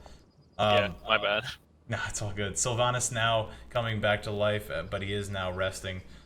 He can play another Sylvanas, but I think that's a little crazy. He does have 2 Decrepit Bowmans. We're going to see the Blade Master come out and relieve some pressure, but he's going to go for the Hebo. I think he's just calculating that, like, he can't protect the Sylvanas anyway. Yeah. And he's just gonna die and just put like a solid attacker for next turn and try to kill Akwang that way. But that kind of backfired, as we saw there. What an awesome projection. He's not going to go ahead and move up, though. Yeah, he's going to go ahead and finally delete the flower that is Sylvanas. I think this is the first flower we see. Oh. Wait, he's just going to push damage because it's at 8 health already. Kenneth, I think he needs to play a little bit more patient here, though. Sylvanas coming back at a 5-4, Chang'e going down. If he attacked the Sylvanas, I think he would have definitely secured something. Blade Master, also in the Hand of Shadow Q, can push out so much more damage. I don't know what to think about that. No, I feel like Kenneth is like, he's a control deck. He should have just taken out the flower there. I think he just smelled some blood in the water. Like, I can finish this game basically. I cannot Going down with the Rain of Arrows and the what is the vertical removal as well? That's just so much damage. It dealt 4 damage to him, moved him off to the side. Every time it moves a minion, it does 1 damage for every minion. I'll be with you soon. Better to keep a low It's profile. Legend. It's actually it's just deals 4 damage in a column and pushes the unit it hits off to one of the sides.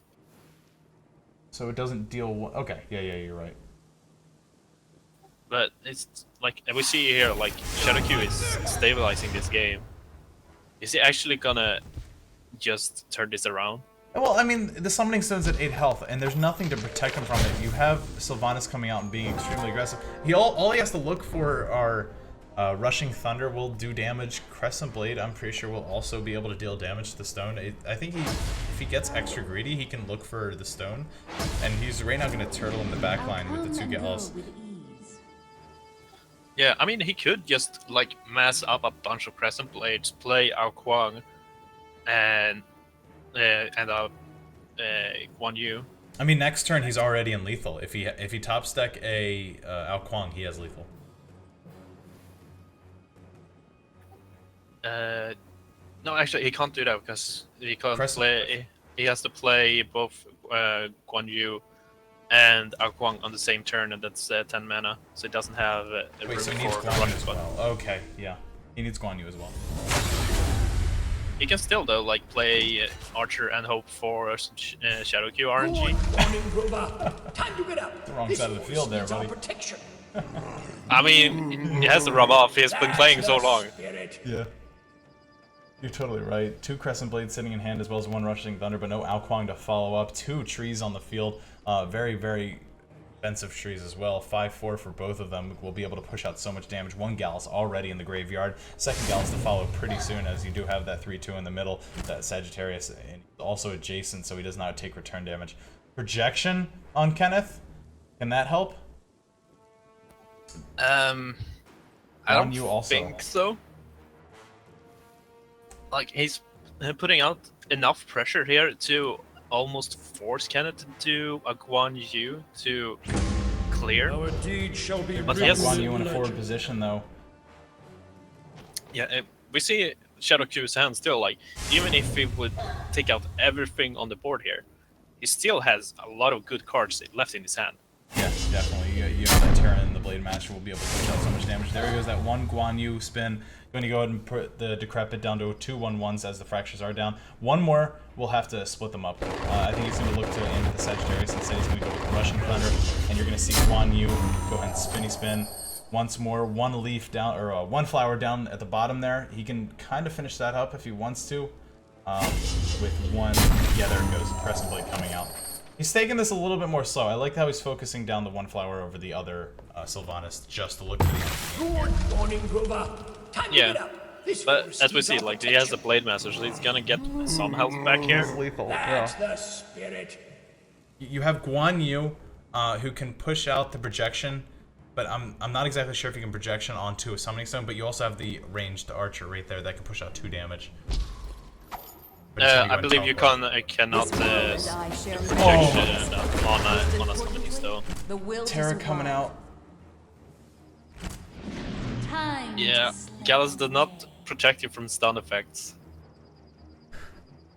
This is just a ridiculous situation for Kenneth. I don't want to say that it's steamrolled from the fact that he pushed stone, but I think he would have 1 less Sylvanas on board, which is kind of what his problem is right now. Yeah, but like still, Shadow Q is playing a little dangerous with that play. I'm not sure if Kenneth run any Blade Masters, but if he did top take a Blade Master there, he has an avenue to just go in and finish off the stone. Yeah, I love how Guan Yu passive is still working too, which is awesome. Every time a spell card is played, you're dealing that 1 damage everywhere. He can keep pushing damage as long as he has those spell cards, but there goes the projection onto Sylvanas, as he will not be able to deal more damage next turn, but he cannot remove that leaf. He cannot remove that flower there. Mercenary coming into the hands of Shadow Q. No rain of arrows though. I just think Shadow Q will be able to turn this around, but Kenneth needs he needs to look for that 2 extra damage to stay in this. Yeah, like this is very, very close. The charged minion basically kills him if he can get to the summoning stone. So Shadow Q has to play very smart now where he positions his units to block off all the paths, even if something gets killed. Like, I bet Well, you there's have a lot Terra. of things going. Terra's just going to move up and kill the Guan Yu, which is his main source of damage right now. Yeah, Like, that's just so fatal. That's going to completely just destroy everything that Kenny can do. yeah, and he's now it goes back to 5 health as well. So a top deck Blade Master is not lethal anymore. Shadow Q just moving once more out, but leaving his summoning stone open for an attack from an offending Blade Master. But right now, the chances of Kenny, never mind. Top decking a Blade Master is very slim. Rushing Thunder coming out, Let's but not will call not be able to attention deal that to list of ourselves. damage on the summoning stone. That top deck Blade Master was fantastic. Yeah, I wonder if Kenny plays his Guan Yu in the back, out of range from a Terra stun to come in and attack it. That would have been Good game. like a lot. Still, he could still do a lot of damage. That would have been 2 more damage to the summoning stone right there, and would have been on 3 instead of 4. Yeah, perfect RNG once more coming out, so the Blade Master just has enough damage to push out the kill on that top left minion, and then follow up with 1 hit onto the stone. Then he can move up with all of his minions as he does play his entire hand onto the board. Transfusion will not help Kenny in this situation. Let's And not call in the attention old to Kenny ourselves. fashion, he puts out every single card he has in his hand on the enemies. Yeah. It's a shame. He came all the way to Grand Finals, coming from the winner's side as well. Kenneth, though, finding himself into Grand Finals against Shadow Q. a very big force to be reckoned with as he does push towards the end of the game now. That Bologna teleportation is huge. Yeah, I really hope we get to see more Shadowcue's Bologna. It's so like strategic in every single moves he makes. Bologna going to be played in the back line. Crescent Blade now in hand. He can play another one, but it's just not going to matter that even so much as that Mercury will be able to finish this game. Kenny calls good game as it is the end of the NA side of the tournament. Congratulations to ShadowQ. Kenneth definitely fighting for his life there, but ShadowQ coming out for one of the first times for one of these tournaments is now able to make it through the qualifiers for Valencia DreamHack. It's just fantastic to see this, and just the amount of patience, the great plays, and the fantastic RNG that has just been bestowed upon ShadowQ today. Yeah, it's worthy of winning this tournament for sure. And I'm not sure what is with Flashpoint, but damn, Flashpoint is scary in the Hand of the Gods, man. Yeah, and I forgot to mention as well that NA losers game, the whole set there was ShadowQ against Baconator. That was Flashpoint against Flashpoint. So he is ruthless. He just killed one of his own just to get to the grand finals. Sometimes you have to do that, though. I'm sure they don't mean anything by it, but that dirty RNG that did come out from there, I could definitely see pointing some fingers at Baconator. Baconator has had his share of RNG in the past, though, but I've never seen this much coming out of ShadowQ. Been a fantastic set coming out today, and just the patience coming out of him has been fantastic. Any last words on everything that we've seen from the NA side today, Simbreed? No, as I said before, I'm glad I live in EU. I have to just deal with like pot pie and stoof instead of ShadowQ. And that's a mouthful just to say I'm glad I get to deal with pot pie and stoof. So either way, Simbreed, can you tell us where people can find you? Yeah, they can find me on Twitter at Simbreed90 and on Twitch at twitch.tv/Simbreed. All right. Where and, can people find you, Nuka? They can find me on Twitch. Thank you so much, Simbreed. So guys, if you are looking for an awesome community for some awesome high-res gameplay, please come over to Nuka DeLuca at twitch.tv. I also cast a lot of Hand of the Gods, so chances are every week you'll hear my voice in this awesome tournament scene. But guys, thank you so much. Please also go to Twitter, follow me as well. Guys, thank you so much for joining us. Simbreed, say goodbye. Goodbye to all of our friends. Bye. Bye. See you next week. See you next week, guys.